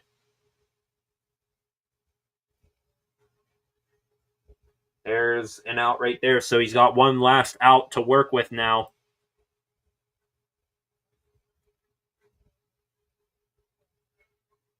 That pitch outside, Rooker takes. That pitch also outside. Rooker waiting for one good pitch to get a swing on here. Swings on that one. That's a fly ball to right center field. Is it going to carry? And it does not. Caught out there at the warning track, right in front of the 400 sign on the wall. So Brent Rooker bests James Wood by 1 home run. He finishes with 17. Junior Caminero coming up next. Here, ladies and gentlemen, if I can pop it up right here, the final spray chart here for Brent Rooker. All of them to left field, one to straightaway center field there. And now, as you see here, Junior Caminero stepping up, the number 3 contestant here tonight. O'Neal Cruz is on deck, getting ready. I'm going to, real quick, ladies and gentlemen, take a break. We'll be back here in a moment. The Home Run Derby continues on.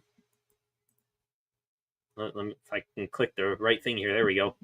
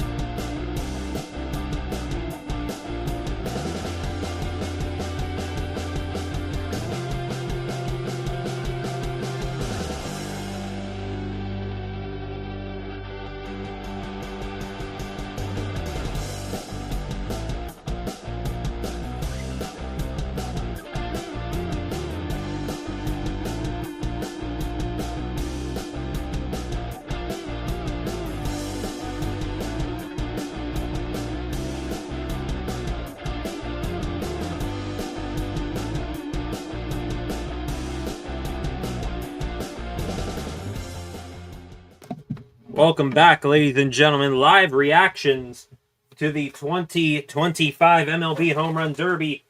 O'Neal Cruz for our Pittsburgh Pirates. Due up next, Junior Caminero right now. He is 45 seconds into his turn. He is already up now to 5 home runs. So, Caminero, the 22-year-old young budding star for the Tampa Bay Rays, drives that one. That one is going to be way out of here. Hits into the upper deck out there in left field. Not sure if that's a part of the stands or that's something else. Anyway, like where the foul pole is in left field, like there are like a couple levels of stands there that they're trying to hit to as well. Caminero here, from what I can tell, he is just trying to pull everything as tightly as he can to sneak it inside that foul pole. 335 down the left field line there, so he's going to try to use that short left field pole there to his advantage. He'll stop here, pauses, takes his timeout. 1 minute, 20 seconds left for him in this go-around. Getting hugs there from, I believe that is Ellie De La Cruz, and is that J.P. Crawford? I cannot tell exactly who that is. Already up to 11 home runs, so with a minute 20 seconds left here, he's got a chance to make some serious hay right here. 5 home runs away from tying James Wood, 6 away from tying Brent Rooker at 17, and 7 away from taking the lead over both of them. Seeing some impressive exit velocities here from Junior Caminero. 5 home runs at exactly 110 miles an hour. Hit one 475. Another one 470. Another one 472. So he is not only hitting a bunch here, he's hitting them hard, and he is hitting them deep. All right, looks like he is about to resume batting here. 16 pitches left for him, too, by the way, so he must have expended a lot of energy there in that first go-around. Let's see if it affects him here. It's not going to affect him on that one. That one way out of here. 12 home runs now. Looks like a catch there by a couple. They're extremely happy that they got one. This one here will be caught out before the warning track. That one down the left field line, and that one is gone. For 14 home runs now. Caminero putting on a show here, and he's got a bonus round to go, too. 14, there's 15. Possibly 16 on the way. He's got to take his time here, though, I will say. He's got 35 seconds left here, and he's got 5 pitches. So he's going to run out of pitches before, he runs out of time. I think he's now smartly, maybe somebody's telling him, hey, take your time here. That one is going just over the wall in dead center field, 400 feet. Probably 405. There's one pitch there, 1 pitch left. 17 home runs. He takes the lead with 18. And that one is going to be caught out there, I believe. So he wraps up the, round. He's still got the bonus round here with 3 outs to play with, and he already has the most home runs so far tonight with 18. Junior Caminero, an impressive showing there. Didn't know that kid had that much pop, honestly. This is an interesting thing here I'm seeing on MLB's tracker for the home runs. They're counting up the total distance in terms of miles that each contestant is hitting, at least per round. Junior Caminero hitting over 1.5 miles of home runs just then. Impressive for him. Getting fans from all of the other ball players out there. I think that's Fernando Tatis Jr. there, maybe. Now he's going to return to the box here soon. Let's go here to Twitter real quick. It's been a hot minute since we talked on there. Do we have anything, any new bits of information? O'Neill Coos getting a picture with the Pirates bullpen batting practice pitcher. He will be throwing to O'Neill here tonight.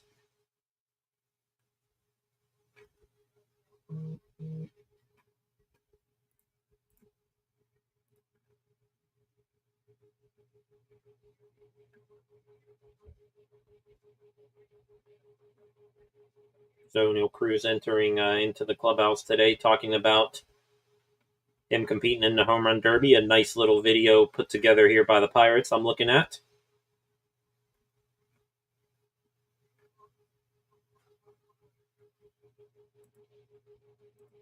Apparently, in his introductions as a player, Pat McAfee said Cal Raleigh with the fattest ass. I mean, hey, it's called the Big Dumper for a reason.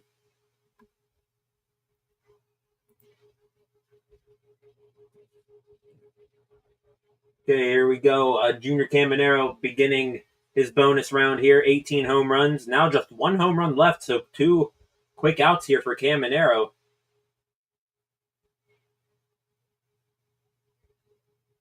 That pitch taken. Caminero here takes a swing at that one. That one's driven. Is it going to stay fair? It does. That one's out of here. So up to 19 home runs. Can he be the first tonight to hit the 20 mark? Ellie De La Cruz and Fernando Tatis Jr. look on here. Here's Caminero. Takes that pitch. Hits that one to left field. It's going to carry out, and it does. Now 20 for Junior Caminero. Some dude's out there with a mega glove on. That thing is huge. Caminero, not sure if he did take a swing at that one. There's his third out. So now one more out here for Caminero. He got the bonus. Caminero waiting. There's a swing there. That one to left field. Is it going to stay fair? It does, and it just sneaks over the wall. Into some bleacher seats right there, Caminero. 21 now. Takes that one there. Had no interest in swinging at it from the get-go. Saving his energy here. That one there, that's going to be a grounder foul. So 21 home runs for Junior Caminero. Impressive showing there from that 22-year-old. Wow. There is his spray chart right here, ladies and gentlemen. 21 home runs, the most recent and the hardest exit velocity, 117 miles an hour. That one right there. Again, just like Brent Rooker, no spraying of the field here, just everything pretty much to the same spot, especially here, 385 to left center field. And now, it's go time. O'Neill Cruz coming up, ladies and gentlemen. Here we go. Back to the comment section real quick. Jeff, damn, how many minutes do they have? My channel is down. That's all right, Jeff. 3 minutes, at least here in the first round. I'm not sure if it's 3 minutes every round, but 3 minutes in the first round. But there's also a pitch limit, too, 40 pitches. You saw Caminero, before he hit the bonus round, had used up all of his 40 pitches, was still, like, I think, 6 seconds to go. So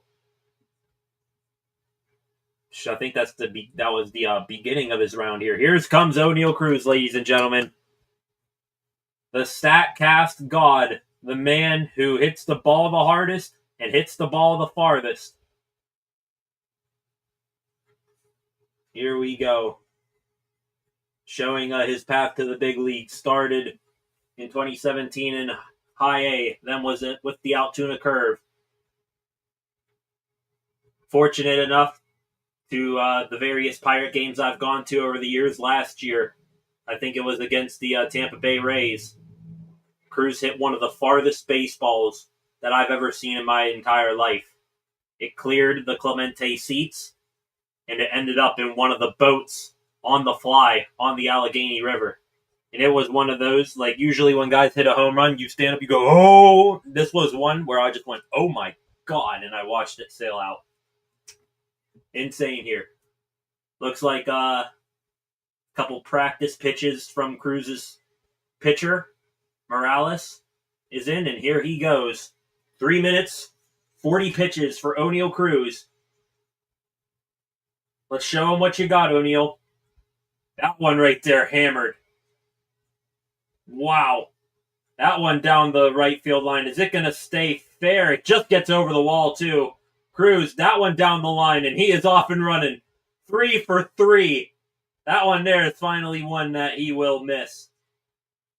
The oohs and ahs from the crowd are coming like crazy right now. Skeens is watching. Now Cruz hitting a bit of a slump here. 3 straight pitches where he pulled him and didn't get him elevated all that much. That one's gone to center field. That one to left center field is going to come up short. 2 minutes, 15 seconds here. He's at 4 home runs. That one driven, and my goodness, that one might hit the pennant signs out there. That one misses there. 5 home runs now. Takes that pitch. This one here isn't going to have the distance, so hitting a bit of a skid here. Now under 2 minutes, 1 minute, 55 seconds remaining. That one, that's going to hit the top of the chop house out there. Oh my goodness, it hit the roof. Up to 6 now. That one's gone a couple rows up in right center field. 7 home runs now for Cruz. This one here might have the distance. Do not know. It's going to be just short at the warning track. He takes his time out there. So 7 home runs here for Cruz.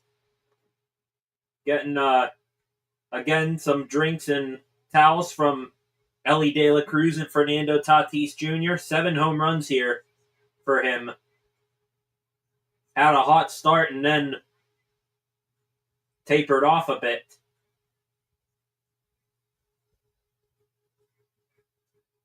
See if he can bounce back here. Get his totals up here.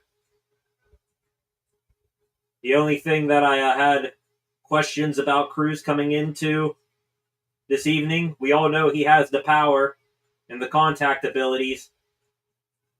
It's just a matter of him being able to keep his stamina. 1 minute, 40 seconds, and 23 pitches remaining for Cruz here. I'm sure he probably already has the bonus round in hand. That might actually favor him more, honestly, the bonus round, where, you know, you can just take whatever pitches you don't like. Here we go. He resumes his at-bat. That one ripped on a line. Do not think it's going to get out of here. No. More line driving the ball than anything right here. That one there, that's going to be gone to right center field. My goodness. There's like an apartment complex outside of Truist Park where you see people on balconies looking. Cruz might hit one to them, honestly. 8 home runs now. There's 9 into a fountain out there in center field. That one to right field, or to left field, excuse me, is gone. 10 home runs now for Cruz. Maybe heating up more with a minute left. That one line drive out of here. 11 home runs now. Fouls that one off. 13 pitches here with 53 seconds remaining. That one driven. That one's out of here. That one driven. That one's probably going to get out of here. Yes, indeed. No, that one's short. Cruz here, 40 seconds left, 10 pitches remaining. Line drive there, not going to carry out. 13 home runs now, 32 seconds remaining, 8 pitches left. That one on its way to right center field. Does it have the length?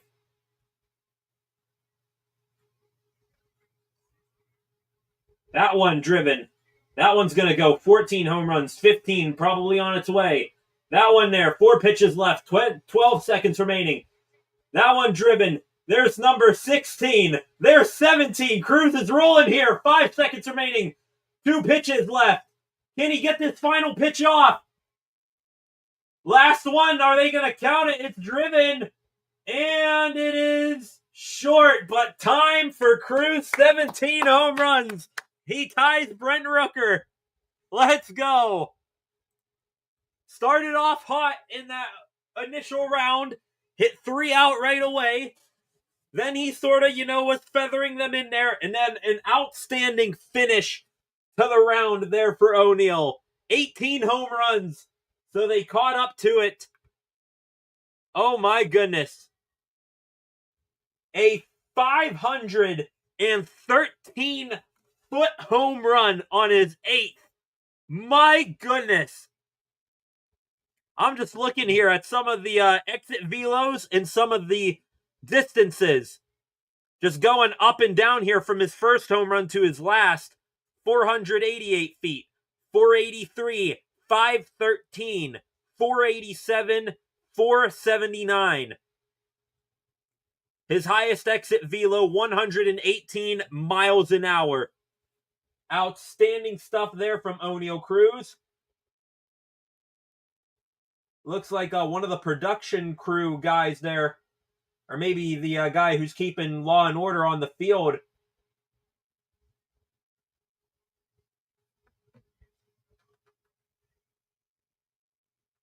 Cruz about to begin the bonus round here with 18 home runs. Elly De La Cruz, Junior Caminero surrounding whatever that guy with the headset was saying there. Cruz about to begin the bonus round here. 8 of you in here right now. Welcome to the stream. Please subscribe if you have not done so already. Oneil Cruz here. He already has bested James Wood, and Brent Rooker sits at 18 home runs right now. If he hits 3 more he'll tie Junior Caminero. Aaron Judge looking on. Aaron Judge, throughout his big league career, has given lavishing praise of Oneil Cruz. And now with 3 outs to play with, can Cruz get 3 or maybe 4 more home runs here to take the lead in this derby? First pitch swinging there. That one's down the line, and it's going to be an out there for Cruz. Might have been short, too. Looks like it was going to be foul as well.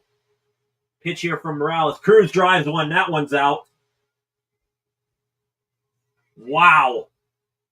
That one's way gone. Caught by a dude with a massive glove out there. 19 home runs here. Takes that pitch.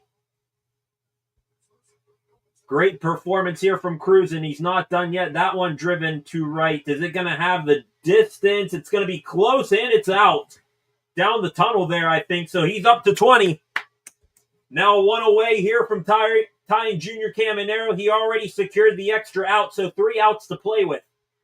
That one, oh my God. Is it fair? I think that was fair. That is fair. 21 home runs. That one was demolished. Holy. This one here, hit out to center. Doesn't look like it's going to have the distance. 469 feet. That previous home from Oneil Cruz. 21. He is tied with Junior Caminero. Paul Skeens looks on. Cruz line drives that one. That's going to be an out. So now 1 out here. Comes down to this here for Cruz in the opening round. He's tied with Caminero at 21.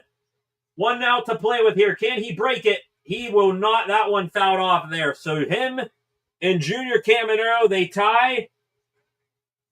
Impressive from Oneil Cruz. 469 feet. The longest home run he hit in the bonus round there. 513 feet hit. 21 home runs for Cruz. What a showing there. And I think he secured his spot moving on to the second round unless Byron Buxton, Jazz Chisholm, Cal Raleigh, and Matt Olson can put on quite the show here over these next 4 batters. Cruz at least, assuming that one of the next 4 batters will fall short of their totals, they might go to a swing off here.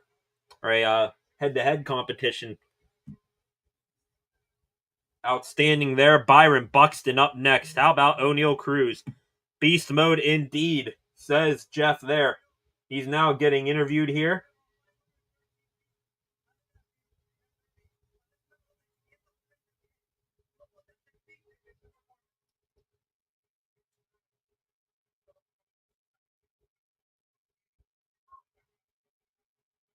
Sorry, watching Oneil, Elly De La Cruz. When you know, two who have such similar builds and styles of play. Best of friends, it looks like right there.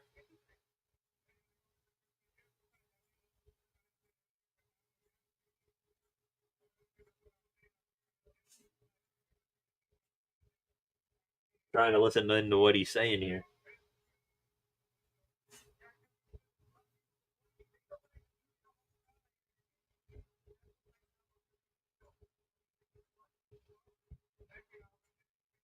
Great stuff there from Oneil Cruz. Instant interview right after the fact. What a showing. What a showing in round one there from Oneil Cruz. Elliot De La Cruz now talking about him over on the stand there. Great stuff all around. Oneil, 21 home runs. Insane there from him. Let's check into Twitter here, see the instant reactions. Tommy Pham posting just before Oneil Cruz went junior, about to shock some people. I guess he's talking about Junior Caminero there. Let's go here, refresh the screen here. Anyone want to talk about how the Pirates need to trade Oneil Cruz, says Jason Mackey. No kidding. Andrew McCutcheon, 513 feet is crazy. Put on a show, Cruz. Cruz missile. Cruz missiles all around. Some saying Oneil Cruz, one of the most awe-inspiring displays in the 39-year history of the Home Run Derby. Everyone going insane here. 513 feet. And somewhere in Pittsburgh right now, 93.7 The Fan host Andrew Filipponi, completely livid. Who am I kidding? He's at an All-Star game right now.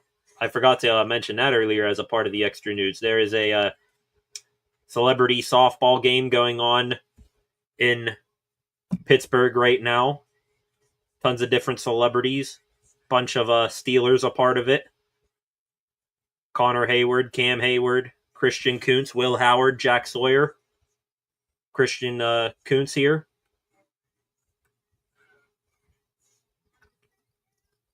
Wow. Oneil Cruz. Lots of people. Jaws dropping for Cruz online right now. Great stuff all the way around. All right. That was fun. Gonna take a quick break. We'll be right back here in a minute. Cruz, dominant. 21 home runs, tying Junior Caminero for the lead so far. Byron Buxton coming up next.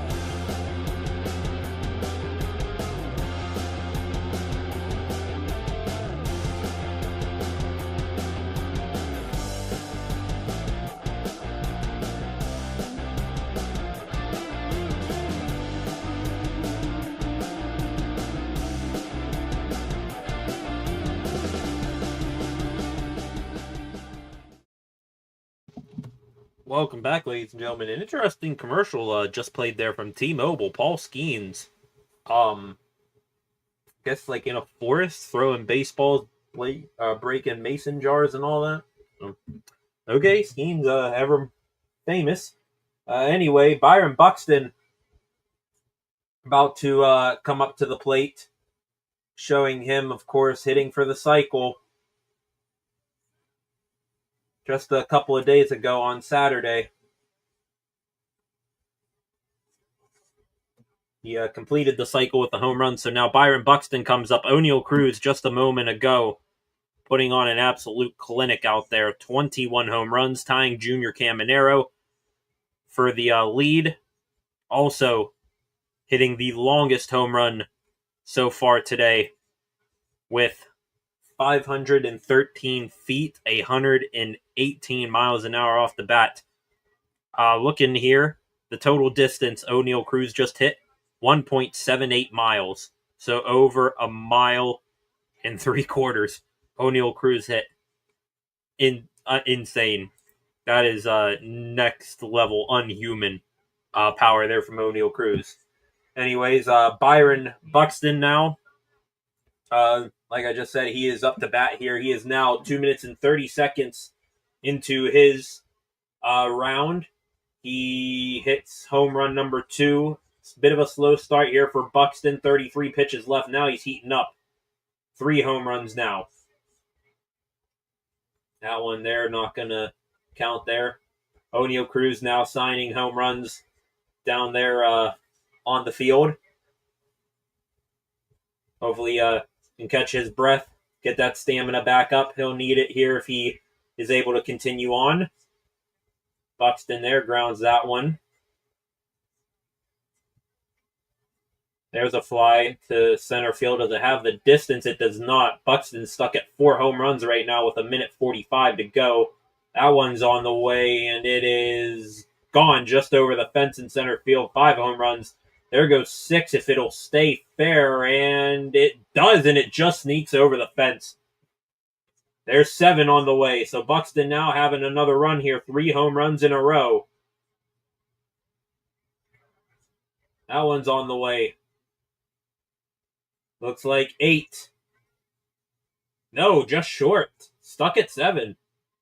These are some high towering drives that Buxton is having right now. He'll finally take his time out. 7 home runs. 1:18 left. 21 pitches. I assume on one of those, he was able to get the bonus locked up. The bonus round. I'm not sure if they probably just have the bonus round, anyways, for guys. So Buxton there getting a Gatorade and a towel. See here, Cruz having the longest hit home run out of anybody here. Besting Junior Caminero's longest home run of 475 feet, the second longest home run tonight. See here, the longest home run from James Wood earlier. It's 486 feet. Cruz here, looking, he had one at 487, one at 488. So Cruz hit 3 home runs longer than the previous longest, James Wood, at 486. And looking right here at Byron Buxton, his longest to this point, 453. He now resumes his round. 7 home runs. 55 seconds left. That one is on the way, and it's going to get out of here. 8 home runs now. 9 is just out of here over the wall. Buxton just barely sneaking some of these out here. He's got a long ways to go here. That one out there, he reaches double digits at 10. There's 11. A high towering drive is gone. This one here, 12 on its way. Buxton heating up here, having a couple in a row. That is finally broken. Hit 4 home runs out of his last 6 pitches. Now he fouls a couple off. That one on the way, and it is out of here. So up to 12 now. That one driven. That looks like 13, maybe. Yes, indeed, 13. There goes number 14 on the way out, and that is where the buzzer will stop him right there. 14 home runs for Buxton, and now he moves into the bonus round here. The way he's been sneaking some of these just over the wall, not a guarantee that he gets the bonus out here. Just looking at some of his home runs here, under the needed 425 mark to get that extra out here in the bonus round. 411, 410, one just barely over at 426, 419, 424 just under, 403. So not a given here that Buxton is able to get the bonus fourth out here. He's going to resume here in a moment. I assume right there giving him his water or his Gatorade there. Is that his daughter? I am not sure. Half paying attention to the screen over here. 6 of you in here right now. Welcome to the stream. On stream now for 2 hours and 15 minutes. Broke down some Pittsburgh sports news. News for the Pirates, Penguins, and Steelers in the first hour of the program. And since then, we have been covering the Home Run Derby. Buxton drives that one. Is it going to get out of here? Yes, it does. Another wall scraper there, just 3 or 4 rows up. So he gets home run number 15 there. Needs to get one with some pop here to get him that bonus out. That one might be it. Driven out to left center field, and it's going to be close there. 16. They're not going to give it to him yet. 2 home runs here without recording an out. That one driven. Is it going to get out of here? It's gone indeed, yes. 17 now. That one deep down the left field line, and that one's out. Buxton, now he does get that extra fourth out. 18 home runs. There's going to be his first out, maybe, and yes, it was just foul. So now 3 outs to remain here. Buxton putting on quite a run here. O'Neal Cruz and Junior Caminero, their lead isn't as safe as what it was just about a minute ago. Buxton here, that one is high. Does it have the distance? It will. Wow, way out of there. That one was an optical illusion for me. 19 home runs now with 3 outs to play. That one driven. Deep. And gone. Buxton 20. His round looks dead in the water, but he's got 3 outs to play with here and 2 runs to take the lead. Now 2 outs to work with here at 20 home runs. That one there ground out. Now he is down to 1 out here. Stuck here at 20 home runs. He already is above James Wood and Brent Rooker. That one high and outside. He takes it. Buxton trying to tie it up. That one down the line. It's going to be foul, so that will be it for the round. 20 home runs for Byron Buxton, but an impressive showing nonetheless. A dark horse to win this home run derby by a lot of people. And he just finishes just 1 home run shy of tying Caminero and Cruz for the lead. Here is the spray chart coming at you right here for Byron Buxton just a minute ago. All of his home runs, not any of them right down the line here, 335. So he needed to put a little bit extra muscle here to get these all out to left center field right here. 466 feet is where he tops out at in terms of distance. 112 miles an hour on the bat was his highest exit velo. And Buxton with 20 now. Like I said, just behind Caminero and Cruz, Brent Rooker, and James Wood. At least James Wood, his night is done. He is eliminated from moving on at 16 home runs. Now we are waiting here. Jazz Chisholm about to come up here representing the New York Yankees. Still, though, I got to give Buxton his credit. I was counting him there as dead in the water. Had a slow start there. And then he picked it up there in the bonus round. Impressive. Here, ladies and gentlemen, let me pop this up here. Another spray chart view of Oneil Cruz's round. 21 home runs. 513 feet being his deepest. Good showing there from Cruz, absolutely. Like here on this rendering of Truist Park, there's like apartment buildings way off up here. I swear, people are on those balconies. They might have a chance to catch one, not going to lie. 21 first-round homers for Oneil Cruz. Looking here, seeing if there's any other good reactions. Dan Orlovsky. Not sure if you guys know who he is. He is a analyst for the NFL on ESPN. Posted last year, 15 is the best player I've ever seen. I probably assume he's referring to Patrick Mahomes. And of course, people replying, yes, Oneil Cruz is the best you've ever seen. 513 feet. My goodness, Oneil Cruz insanity. I think he hit it out of the ballpark.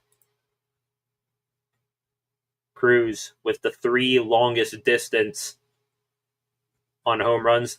Out of the top 10 furthest hit balls so far this evening, Cruz holds 5 of them.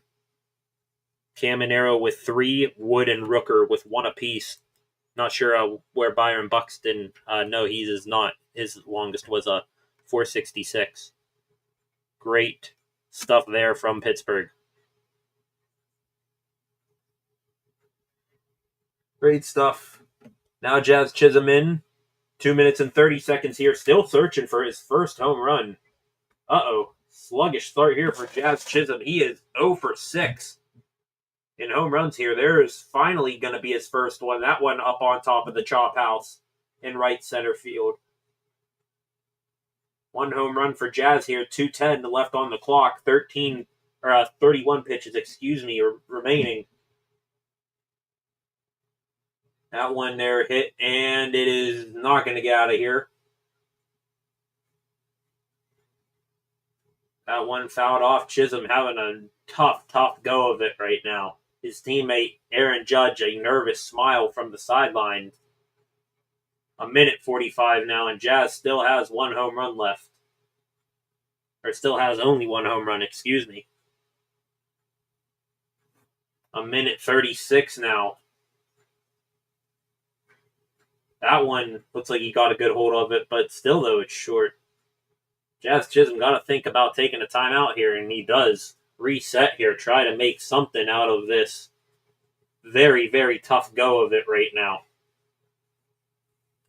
So Chisholm takes his break, gets his towel. Little talking to by his teammate, Aaron Judge. Going to go back here to some extra Pittsburgh sports news that we have. Did not get through all of it earlier. We talked about Connor Griffin being all right after being hit by a pitch in the forearm. We also talked about Paul Skeens being happy that he is once again starter for the All-Star game. Skeens, during that time when he said he was happy, to be the starter again, that was a part of a really weird press conference today. Weird questions were asked. Unsuspecting answers were given. Chaotic press conference, Noah Hiles from the Pittsburgh Post-Gazette said. But anyways, during that press conference where Skeens was talking a bit, the starting lineups for tomorrow night's All-Star games were revealed. Paul Skeens might actually get some run support for once. The lineup for the National League: Shohei Ohtani leading off at DH, Ronald Acuna Jr. in left field batting second, Ketel Marte. Wow, Starling Marte. That one came out of nowhere. Ketel Marte, the second baseman, is batting third. Freddie Freeman at first, batting fourth. Manny Machado from the San Diego Padres is fifth, batting at third. I assume that is Will Smith, the catcher, batting 6th. Kyle Tucker, right fielder for the Chicago Cubs, bats 7th. Francisco Lindor, shortstop for the New York Mets, bats 8th. And then Pete Crow Armstrong having a strong rookie season in center field for the Cubs. He's in center, batting 9th in the All-Star game. Real quick here before I go over who Paul Skeens will be facing for the American League, Jazz Chisholm has resumed his at-bat after taking a timeout. He did get one more home run. He's up to 2. With 21 seconds left here, he is not going to get anywhere close to making it to the next round here this evening. Seems to be getting under the ball a bunch. That one there to right field gets over the wall. Home runs for Chisholm. And his time is up. Just pops that one up as well. A forgettable home run derby performance for Chisholm. He's got the bonus round too, but he has got an insurmountable hole to climb out of. Let's go back to the comments section real quick. Got to catch up on a few of these. Freight Train, welcome back. I didn't realize I was a half a minute behind. Good job, Cruz. 513 is stupid far. Yeah, no kidding. That is next level stuff from Cruz. That is almost inhuman. 513 feet. That's the kind of stuff you haven't seen since home run derbies featured guys getting juiced up. Chaz is done, bro. He is basically 15 to 16 in half a minute. I mean, yeah. Jazz, even though you had probably the worst performance in the derby tonight, I will say, though, still would take you on the Pirates in a heartbeat. How Ben Cherington was not aggressive for you at last year's deadline still does not sit well with a bunch of us Pirates fans. Tell you that much. Chaz beginning his bonus round here. Already one out on that swing. At this point, if you're Chisholm, you might just swing at all 3 just to get, out of here for the evening. Pops that one up. He is now down to his last out here. 3 home runs for Chisholm. That one driven. Is it going to stay fair? No, it hooks foul. So that is going to be it for Chisholm. Did they not count that? The umpires say no, it's foul. That one hit out. It's out of here, but it's not going to count. That previous one was foul. So Chisholm tonight finishing with just 3 home runs. Matching the number on his jersey there that they're wearing. Better luck next time to Jazz Chisholm. We all know why no one in the Pirates organization was aggressive towards getting Jazz. Yeah. I mean, I would take him just because he's, a better bat than pretty much everyone not named O'Neal Cruz on the team. But, yeah, forgettable home run derby there for Jazz Chisholm. Anyways, wrapping up here, what was said today at the press conference. O'Neal Cruz, Junior Caminero, by the way, they are officially going to be in the final here. Byron Buxton just came short. So Junior Caminero and O'Neal Cruz, they move on to round 2. Cal Raleigh and Matt Olson here trying to join them. If not, Byron Buxton will be the one to move on. Maybe with Brent Rooker, who knows? Anyways, finishing up what was said at the press conference today, the lineup for tomorrow's ball game for the American League, Paul Skeens will face this lineup. Leading off at second base from the Detroit Tigers, Gleyber Torres. Another Tiger follows right behind him, Riley Green, in left field. And then batting third, the matchup that we all will be glued to our TVs for. Once again, they met in last year's All-Star game. They then met last year at the end of the regular season They'll meet for the second year in a row in the All-Star game. Aaron Judge versus Paul Skeens. Judge batting third. Will Skeens get the best of him again? We will find out. He's gotten the best of him so far in his matchups. Trying to remember, he got Judge, I think, to ground out or line out on one pitch in last year's All-Star game. Then I think Paul struck him out in Yankee Stadium late last season. So those are the three guaranteed players that Skeens will face tomorrow night, Torres, Green, and Judge. Then be followed by another good matchup that I would love to see. I'd love to see Skeens have a 1-2-3 inning, but if he faces the number 4 hitter, it's Cal Raleigh catching. I won't be too disappointed at watching Skeens and Raleigh go toe-to-toe. Raleigh, by the way, about to begin his round here. Rolling through the rest of the lineup real quick. Batting fifth, first baseman Vlad Guerrero Jr. In the 6th hole, Ryan O'Hearn, DH from the Orioles. Junior Caminero, who's moving on to the second round in tonight's Derby, bats 7th and at third base. Javier Baez, another Detroit Tiger, best team in baseball this year, is in center field. And then Jacob Wilson, son of former Pirate Jack Wilson, star shortstop for the Oakland Athletics. The Athletics. They're not in Oakland anymore. I got to get that through my head. He bats 9th, and Tarek Skubal will be on the bump for the AL to start tomorrow night. Cal Raleigh is off and running, 2 home runs already. Just hit that one off the top of the chop house.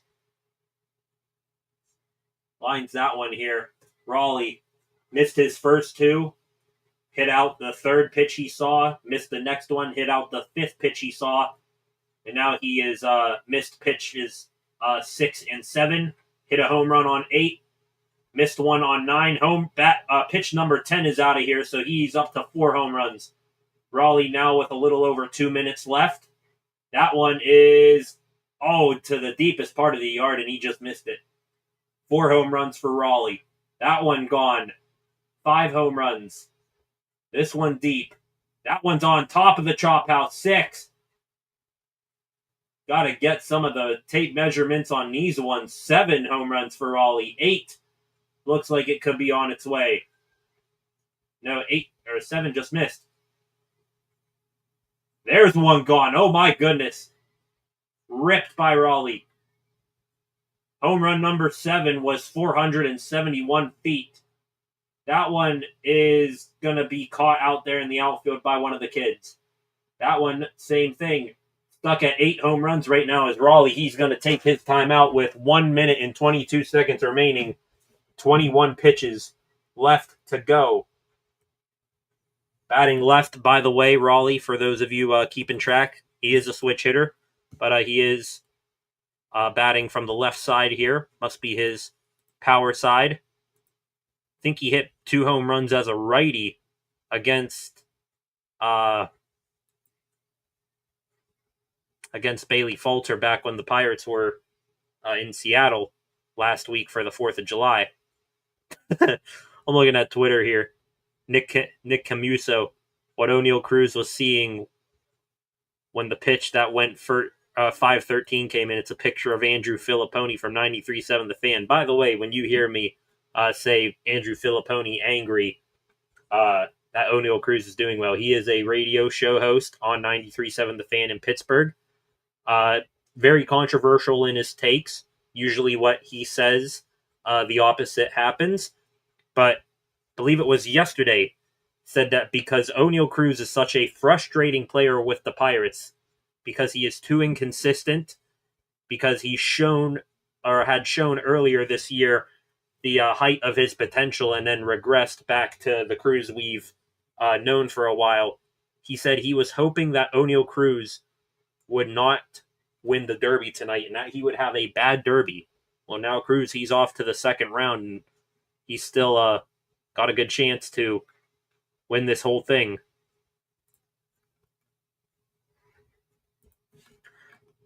Looking here if there's anything else. Zach Azzani, wide receiver coach for the Pittsburgh Steelers. He's watching the home run derby. Cruz, yes sir, he posts out there. We were just talking about it for 8 Train. Jason Mackey, who covers the Pirates for the Post-Gazette.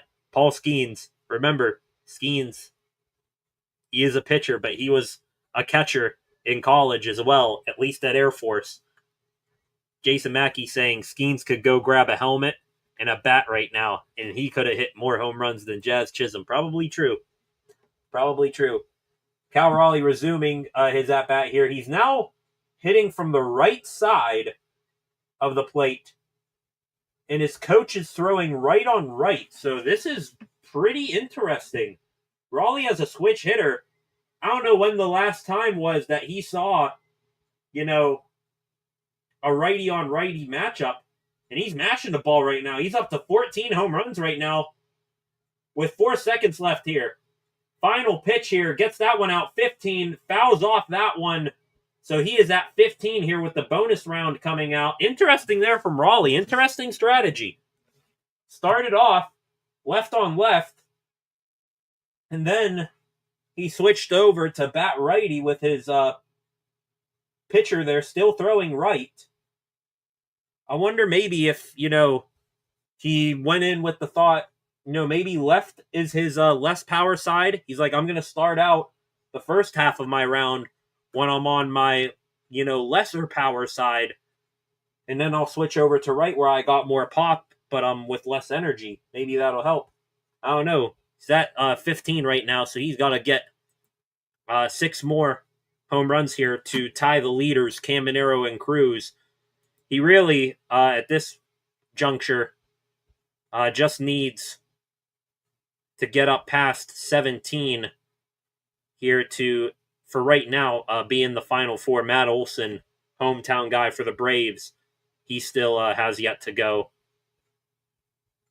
We'll see if Raleigh here, the leading home run hitter in the MLB this year, 38 bombs. We'll see if he can have a clutch bonus round right here. Looks like he's going back to the left side here.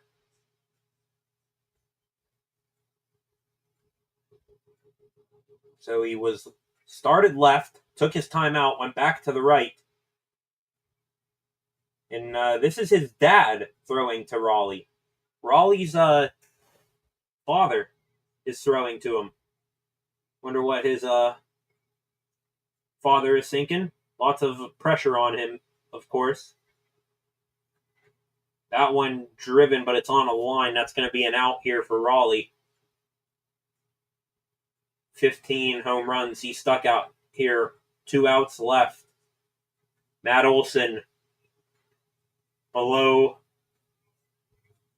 in the bellows of Truist Park here. He was in the batting cages. He's waiting now for Raleigh to finish up. That one driven. Is that going to get out of here? Raleigh had out number 2. That one is way gone. Up into the chop house there. That one, did he get under it? It's going to right field. Does it have enough? It does. Raleigh, 17 home runs, tying Brent Rooker. Can he get one more to be in position to move on to the finals? He does not, and looks like he did not get the bonus out either. So that is it for him. 3 outs, and he's gone. So Cal Raleigh finishes with 17. That's that is the number to beat for Matt Olson. Right now, the Final Four, as it stands, it'll be Caminero and Cruz for sure. Byron Buxton, he also has secured his spot in the final. Brent Rooker and Cal Raleigh, they're tied at 17, fighting, holding on to that last spot in the semifinals. But Matt Olson, the hometown favorite here, if he has anything to say about it, he'll go up there and get more than 18 right now. Real quick, here is a spray chart just from Cal Raleigh's appearance just a second ago.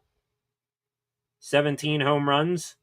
Clearly these ones over here when he was batting left, these ones over here when he was right, seem to be pulling them more down the line as a righty. As a lefty, he was more hitting it to right center there. So we'll see if that's sustainable. I wonder if Rooker and Raleigh go to a swing off here if Matt Olson cannot beat their amount. 471 feet. That was the deepest home run hit in Raleigh's round. O'Neill Cruz, I think, tonight still holds the top 3 for deepest home runs hit. 8 of you in here right now. Welcome to the stream live for the 2025 Home Run Derby. Matt Olson, the final guy here with round 1 coming to a close here. Looks like we got all the baseballs in the basket out there at the mound. And we're about to begin. Once again, at least in this first round, I'm not sure about the rules for the semifinals and finals. 3 minutes, 40 pitches. Olson off and running here. Gets underneath the first 2 here. Having a adjustment here. Everyone on their feet here in Atlanta for the hometown guy in Matt Olson. Again, we will be a little bit lenient here with how Matt Olson does. Just a couple of days ago, he was announced that he will be filling in here for Ronald Acuna Jr. Acuna, not sure if he just decided to bail out or if he was, maybe dealing with an injury and wanted to be healthy for the All-Star game. But Matt Olson now approaching 2 minutes here, still searching for that first home run. There it is, finally. Out to right center field. That one's gone. Now he's rolling. That one's out of here as well. A line drive right into the front seat to the chop house. That one driven, but it is foul. Had the distance. This one out to center field here, and it is just over the wall and gone. It might have hit the top of the wall and got over. That one there into the waterfall out there in right center. That one as well is going to be caught out there in right field. So 4 home runs for Olson. He takes an early timeout in his round here. 1 minute, 39 seconds remaining. His at-bat continuing here in 30 seconds. Back to the comment section where no way. There's no way he does worse than Chaz. I mean, yeah. He's already up to 4, so he already beat Jazz.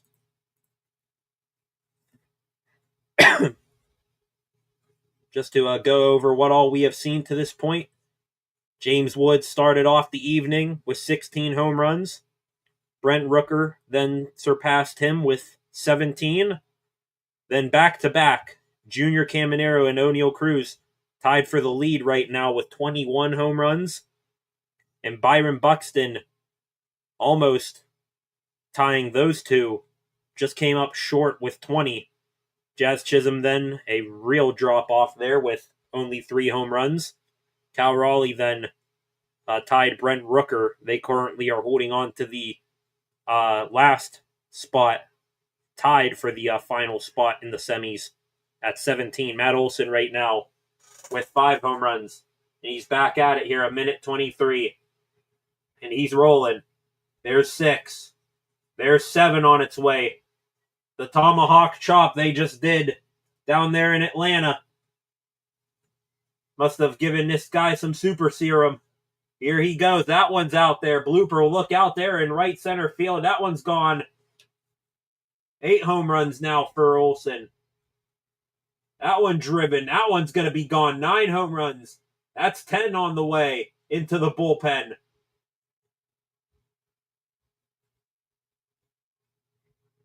That one hit deep. That one's gone into the stands there. That one ripped right down the line. Just sneaks inside the foul pole. Fans there in those front couple of seats had to duck. That was hammered. 11 home runs. There's 12. There's, I think, 13. There's 14 maybe. There, yeah, 14. The crowd cheering him on. 20 seconds here. 7 pitches now remaining. Matt Olson finding life. That 15 on its way. That one's into the waterfall as well. 15. There goes 16. 2 seconds left. Here's the final pitch in the initial round, and it's going to be fouled off. So he's at 15 pitches here, and the bonus round is coming up here for Matt Olson. Great stuff there. After taking that early timeout, finding his groove, it worked out.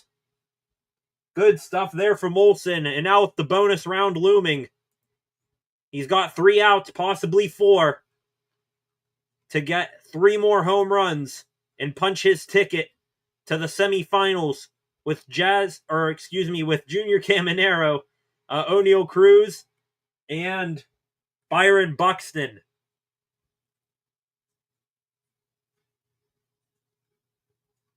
Holy hell, lots of people roasting Jazz Chisholm online right now. Jazz Chisholm had a "when you let your little brother participate in the backyard home run derby" performance. Wow.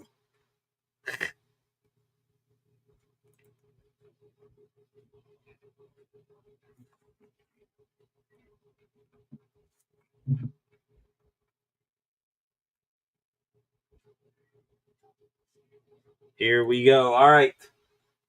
Looks like Matt Olson is coming back up now.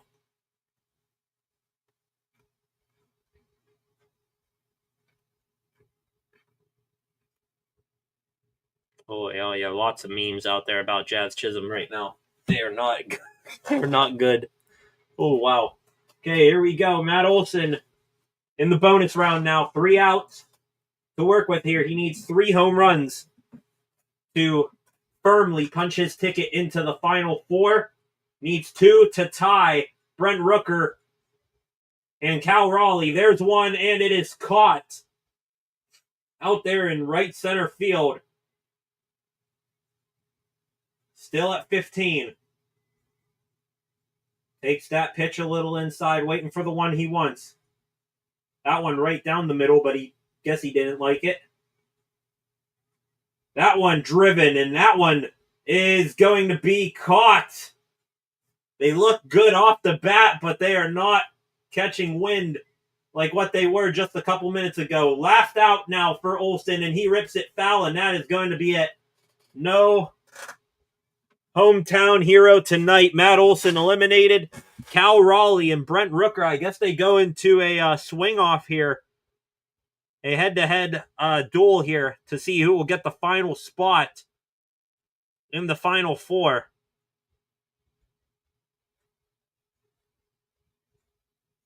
Still, though, I got to give Matt Olson some credit. Just hugged Ronald Acuna Jr. there on short notice. He was added to the Derby in place of Acuna. So, congrats to him on a solid performance. So right now, before we go into the tiebreaker between Brent Rooker and Cal Raleigh, the first round results as followed. Junior Caminero and O'Neal Cruz with 21 home runs apiece. They're on to the final 4. Byron Buxton heading there as well with 20 home runs. Brent Rooker and Cal Raleigh right now tied at 17 apiece. And looking here, they have Cal Raleigh's picture lit up here on MLB.com. So I guess maybe it was who hit the ball the farthest or something like that. Anyway, there was some sort of tiebreaker, and apparently Cal Raleigh's moving on here, unless they just have his picture lit up for, to go first. Yeah, they're going to commercial break. They have Cal Raleigh lit up here. So he's on to the final. All right, just switched over here. Round 2 coming up. O'Neal Cruz looks like he is going to be the first one to get a crack at it here in round 2. I'm going to take a quick break, catch my breath. Cruz coming back up, looking to make more fireworks.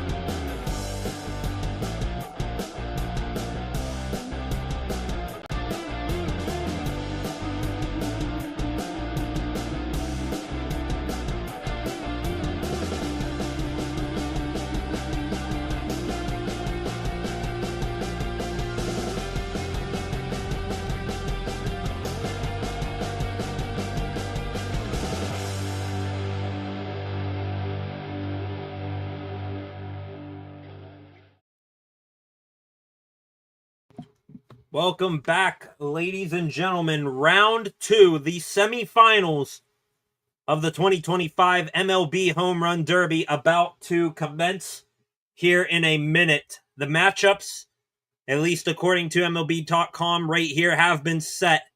The matchup that we wanted to see head-to-head in the Derby tonight is happening. Oneil Cruz about to start things off here in a minute.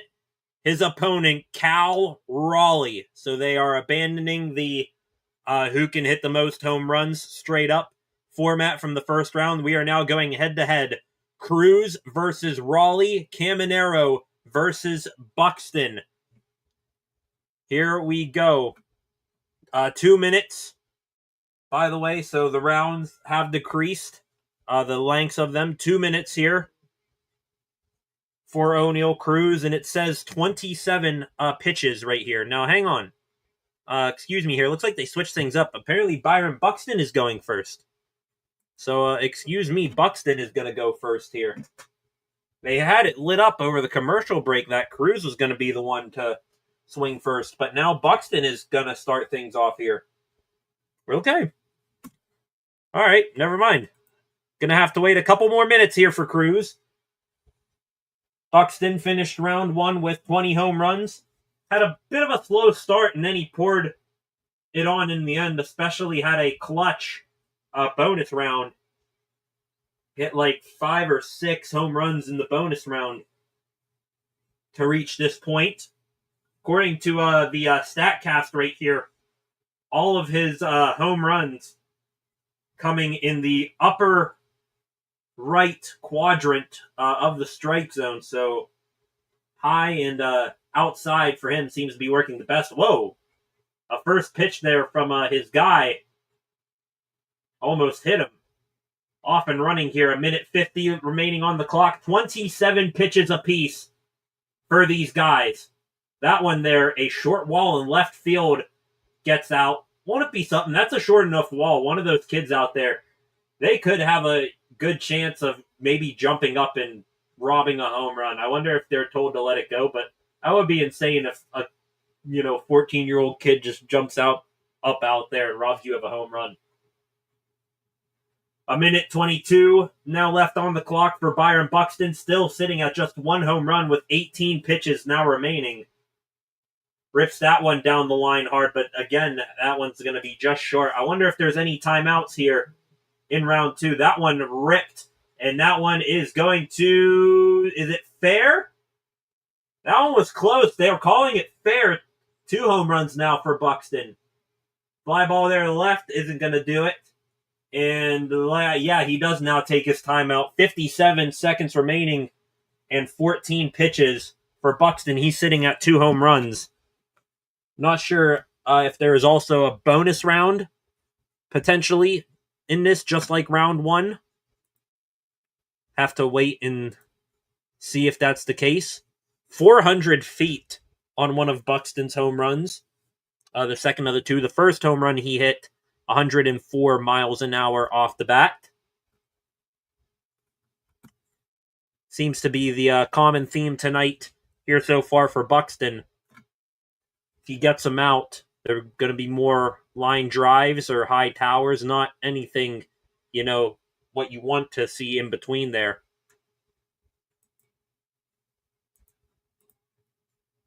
Buxton now looks like he is about to return to action here, and he will. First pitch back here, Buxton hits that one out to left. That's going to get down for an out. That one hit to left center field and going back and gone. 3 home runs for Buxton. That one's on the way. Does it have the distance? No.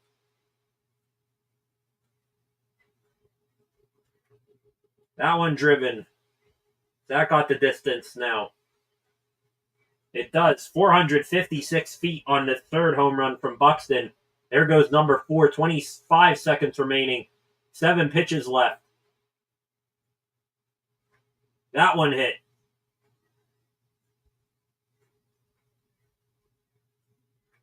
That seems to be 5 on the way out. Looks like there goes 6, maybe. Yes, on top of the water fountain out there. 6 for Buxton.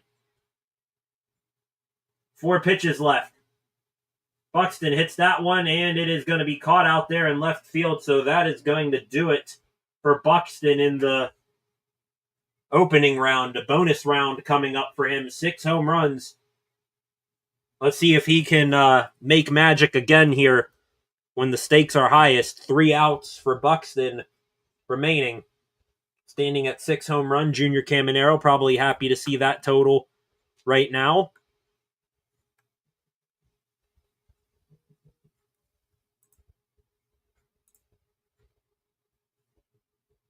Let's go back to Twitter here, see if we got any new reactions, any new information on what is going on.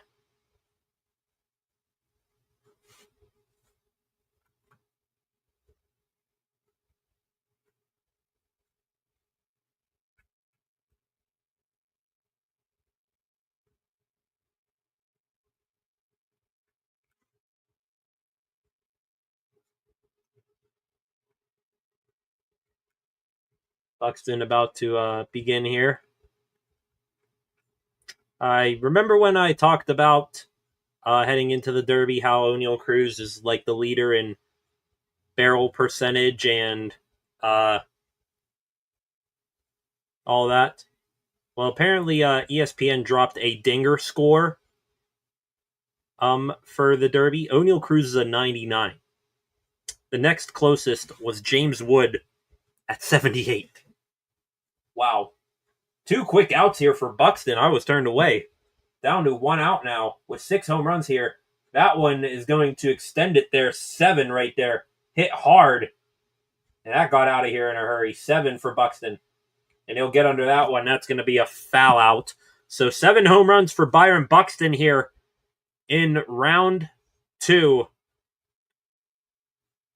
We'll see if that is a beatable score for Junior Caminero. Oh my God. That is the funniest thing you will see tonight. I'm going to share my screen for this. If you're like me, you're a hockey guy as well. If you know what the Spit and Chicklets podcast is, this is a post of the night here from NHL on TNT.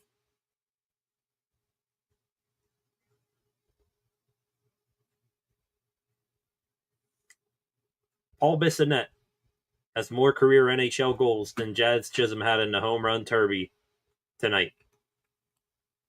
Wow.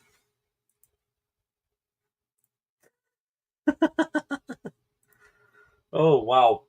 Okay. There's the joke of the night. Hope Jazz Chisholm is taking it all right. Seems like a cool vibes guy. Now comes Junior Caminero back up here. So it looks like instead of going first, O'Neal Cruz is going to go last here in round 2. Would rather have had him, go first. Try to put up a good number on Cal Raleigh and maybe have that extra time to wait to the finals, should he get there. Caminero stepping into the box. An impressive 21 home runs opened up a lot of eyes, including mine, in round 1. We'll see if he can continue the success from round 1. He's off to a hot start. There goes 1.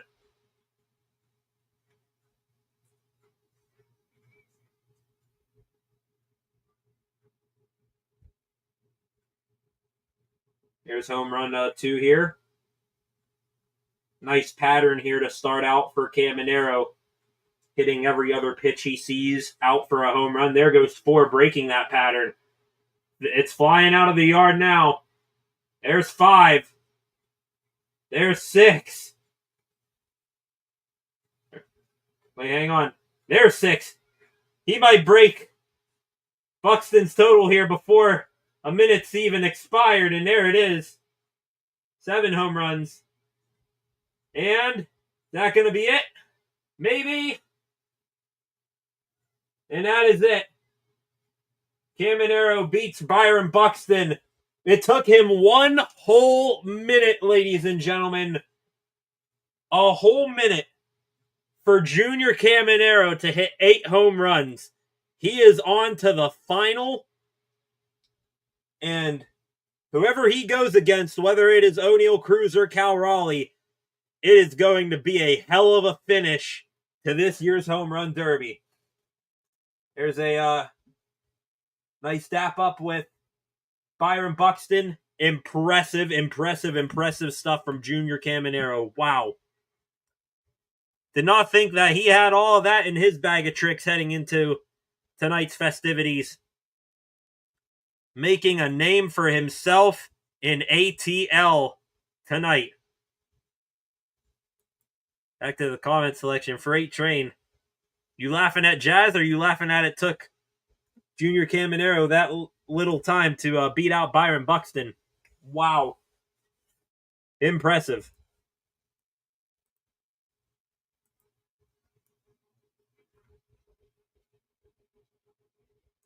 Now we wait. Cal Raleigh.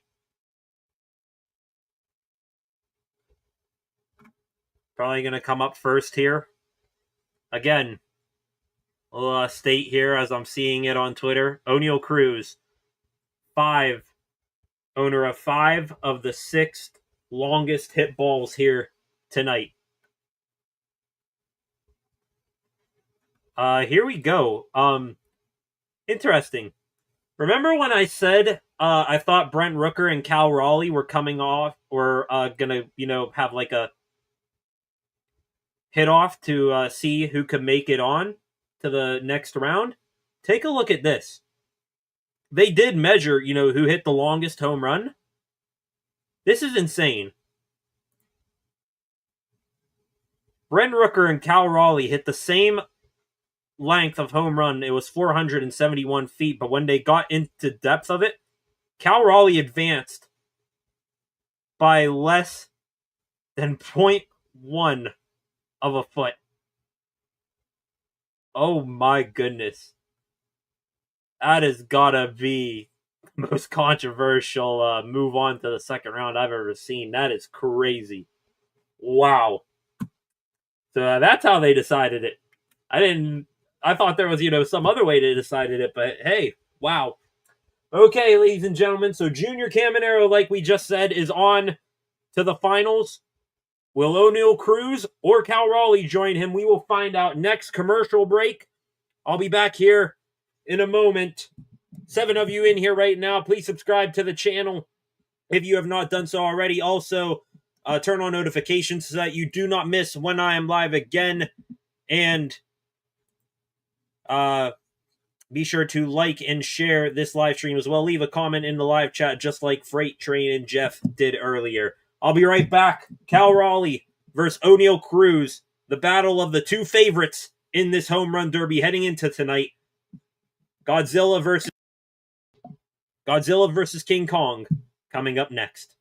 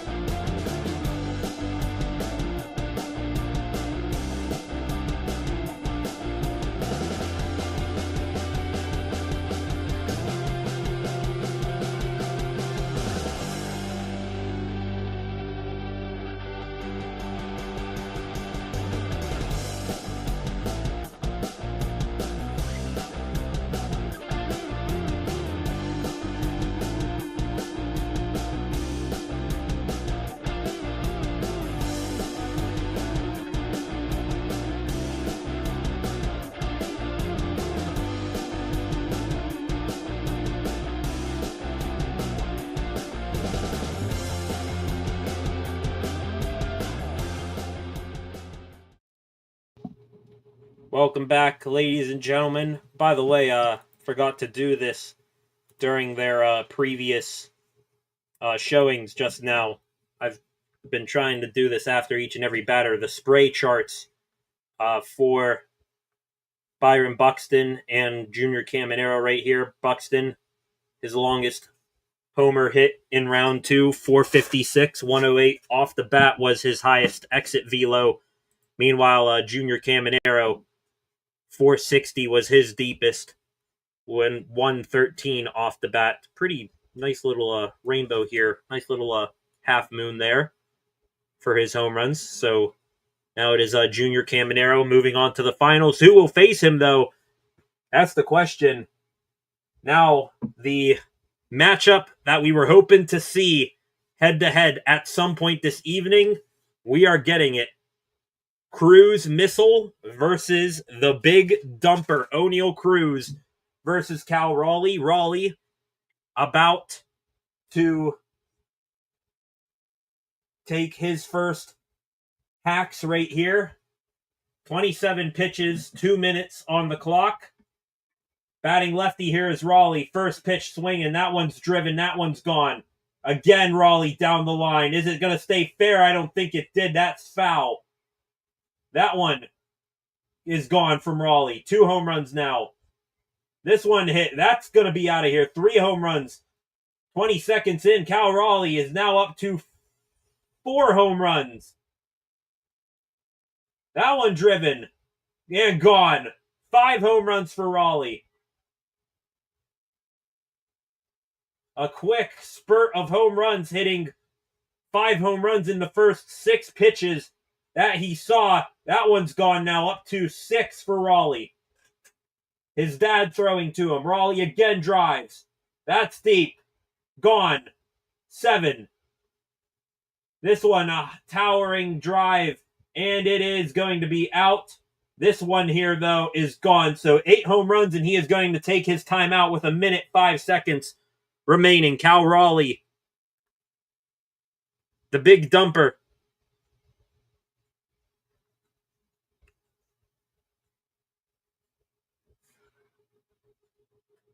O'Neal Cruz going to have his work cut out for him already here. 8 home runs for Cal Raleigh.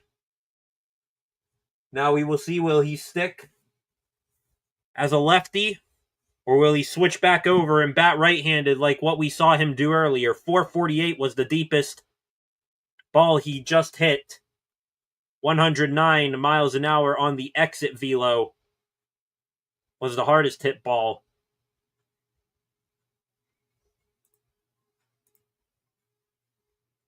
Little bit nerve-wracking now for O'Neal Cruz.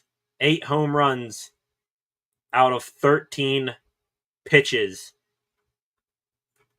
Absolutely insane.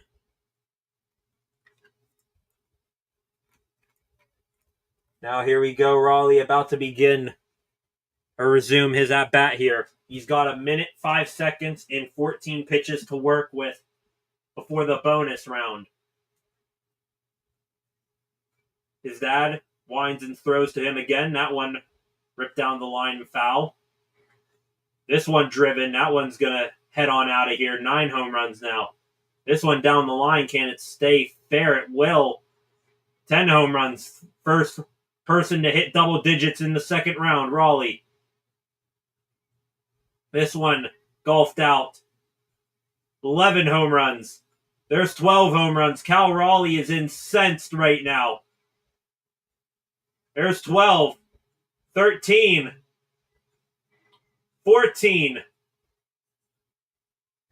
This one got a chance, and it's gone. 15. This one down the line and gone. That one off the top of the wall, so he's stuck at 15 right now. 3 pitches remaining. That one fouled off. That one's gone. He's up to 16 now. And that one finally fouled off. Cal Raleigh just hit 16 home runs on 27 pitches. And he's got a bonus round still to go.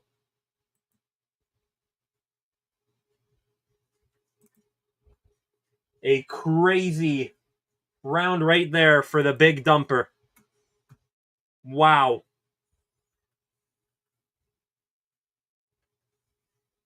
About to resume his at-bat here in 12 seconds.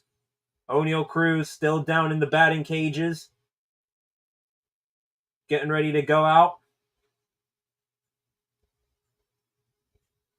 He's going to survive. He's got to come out hot and be consistent just like Cal Raleigh. Looks like Raleigh, as a lefty hitter, wanted his dad to keep feeding pitches on the inside half of the plate. And he just kept on ripping them down that line. And he may not be done yet. 3 outs to work with here. He could realistically get 20 home runs here in round 2.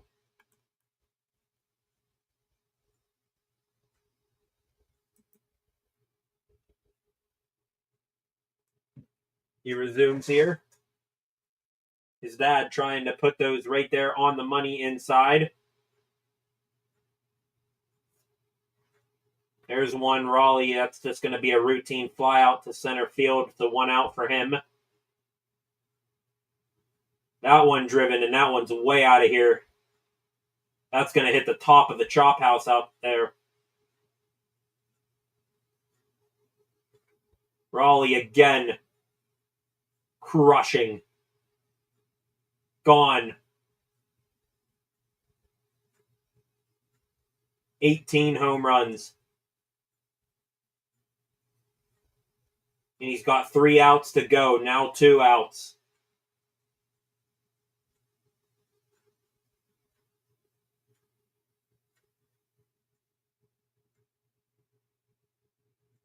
Drilled. My goodness. No, that one was caught.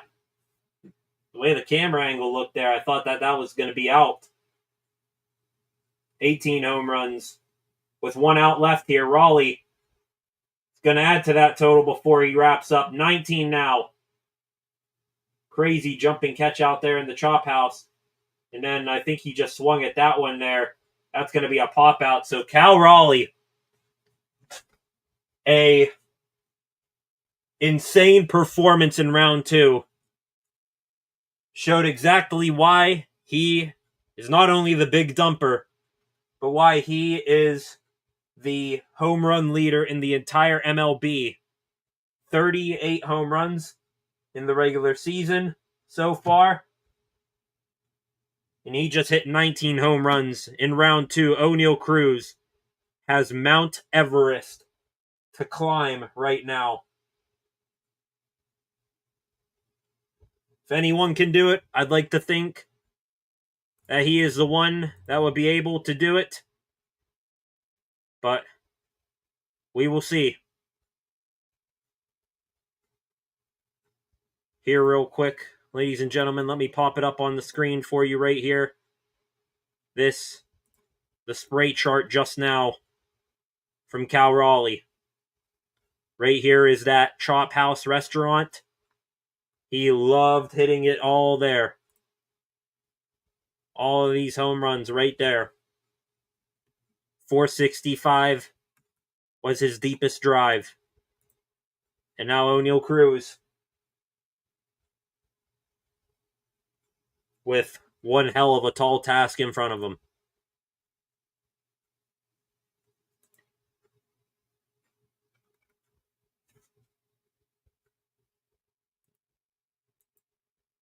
This will need to be an unprecedented, a damn near historic performance from Oneil Cruz to continue on.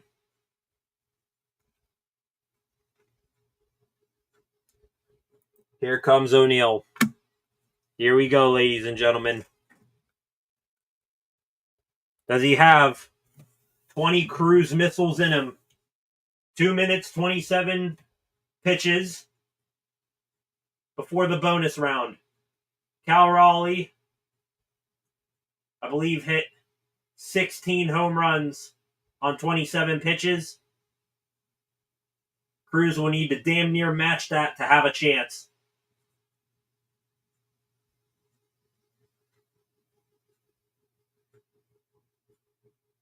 Morales, member of the Pirates organization, throwing to Cruz. Gets his couple practice throws in. And we begin. Here we go. Can Cruz make history? That one, first pitch lined out. This one here, it's on its way. That's going to be out of here. Cruz drives that one into the chop house. Almost broke a freaking panel of glass out there. Gone. 2 home runs. This one is going to get out of here, it looks like. This one, down the line, it stays fair. It's out. 4 home runs for Cruz. Another hit down the line. Foul. Cruz again rips one down the line. Foul. Straighten it out a little bit. This one here, hit out to right center field and gone. Again, a liner, doesn't have the distance. 1 minute, 7 seconds remaining. Cruz hits this one. Does it have a chance? And no, just short of the wall in left center. He calls time. Cruz with 5 home runs. 1:06 and 16 pitches left on the clock here in the opening round before the bonus. He's got to put on a tear here. Probably looking... We need to probably, if I had to guess, to give him a chance, maybe hit 8 home runs here before he has to go into the bonus round to have a chance. If he can get up to around the 14 home run mark, I'd give him a chance, when he's able to pick his pitch to try to at least tie Raleigh.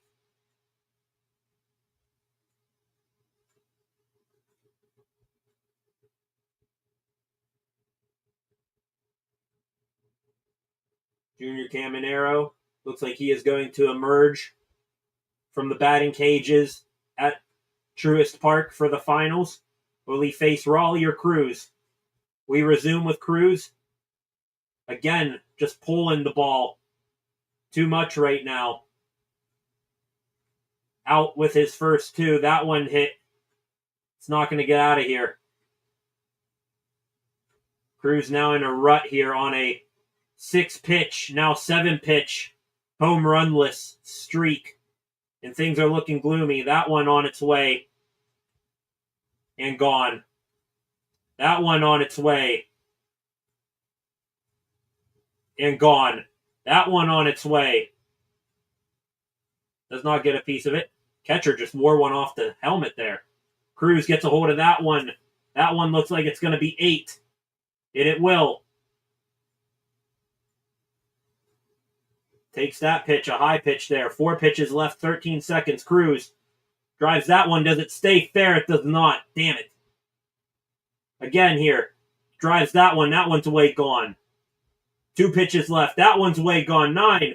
Does he get the final pitch in here before the buzzer? No. So Cruz with 10 home runs.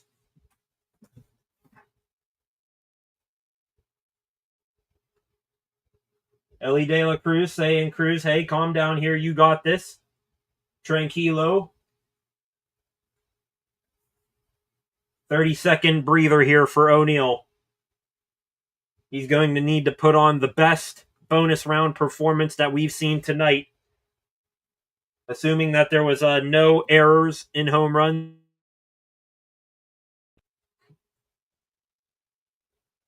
Cruz has got to hit 9 home runs here in what I am going to assume is going to be 4 outs, assuming he hits one beyond 425 here. His farthest this round, 492 feet. All but 3 of his home runs that he's hit in this go here have been under 425 feet. So let's see if he can get the extra bonus out here. Let's see what he's got. Does he have the most clutch performance that we've seen in a home run derby right here? Practice pitch here for Morales. Now Cruz begins. That one is gone.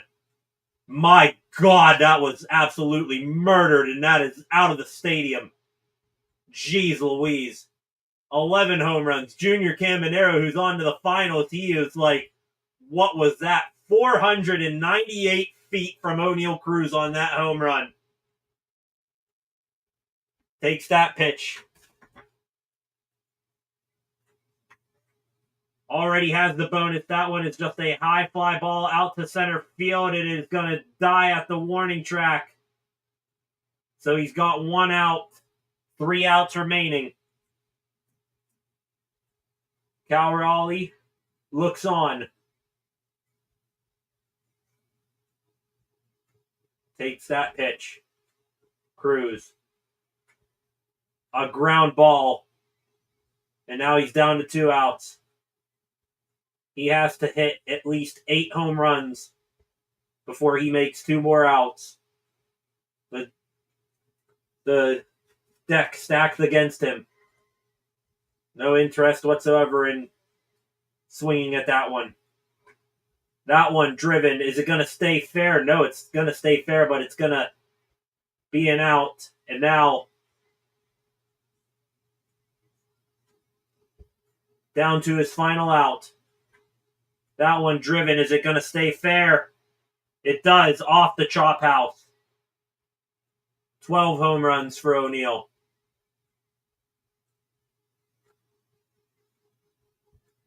.436. That one hit. Does it have the distance? It's high. And it is out. 13 for Cruz.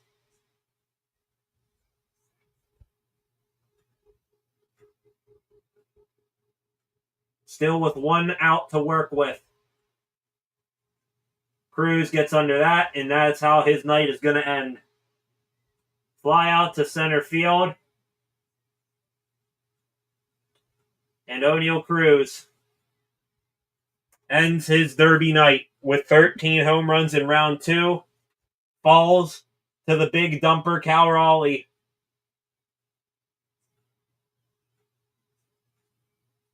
Goes, gives Raleigh a hug and a good luck. Junior Caminero, the 22-year-old third baseman for the Rays, comes over. O'Neal Cruz, probably the most famous, the most highly anticipated to watch the Derby tonight player.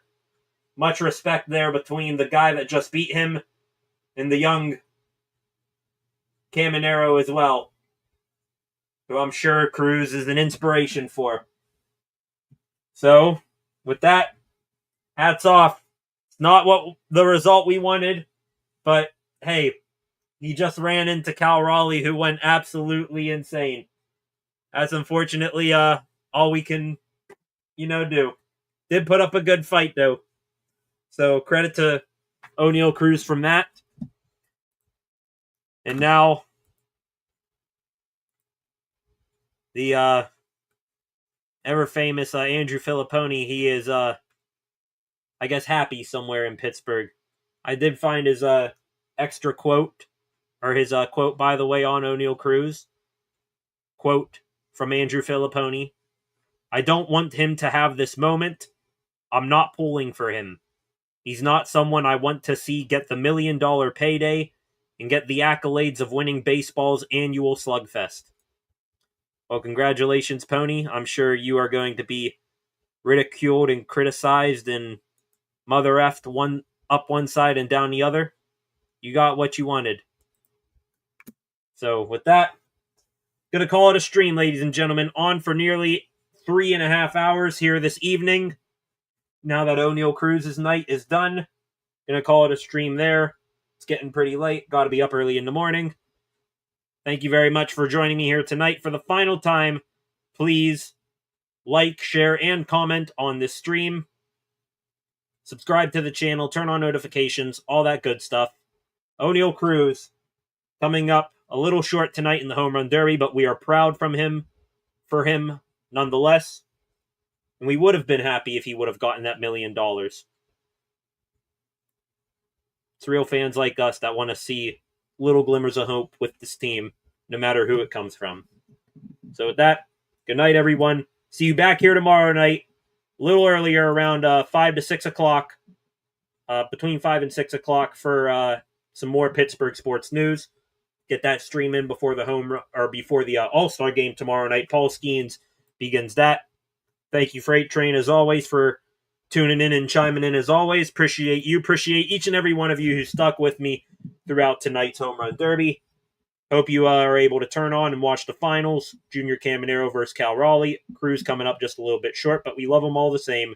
Have a good night, everyone. Have a good rest of your Monday night. I'm out. Peace.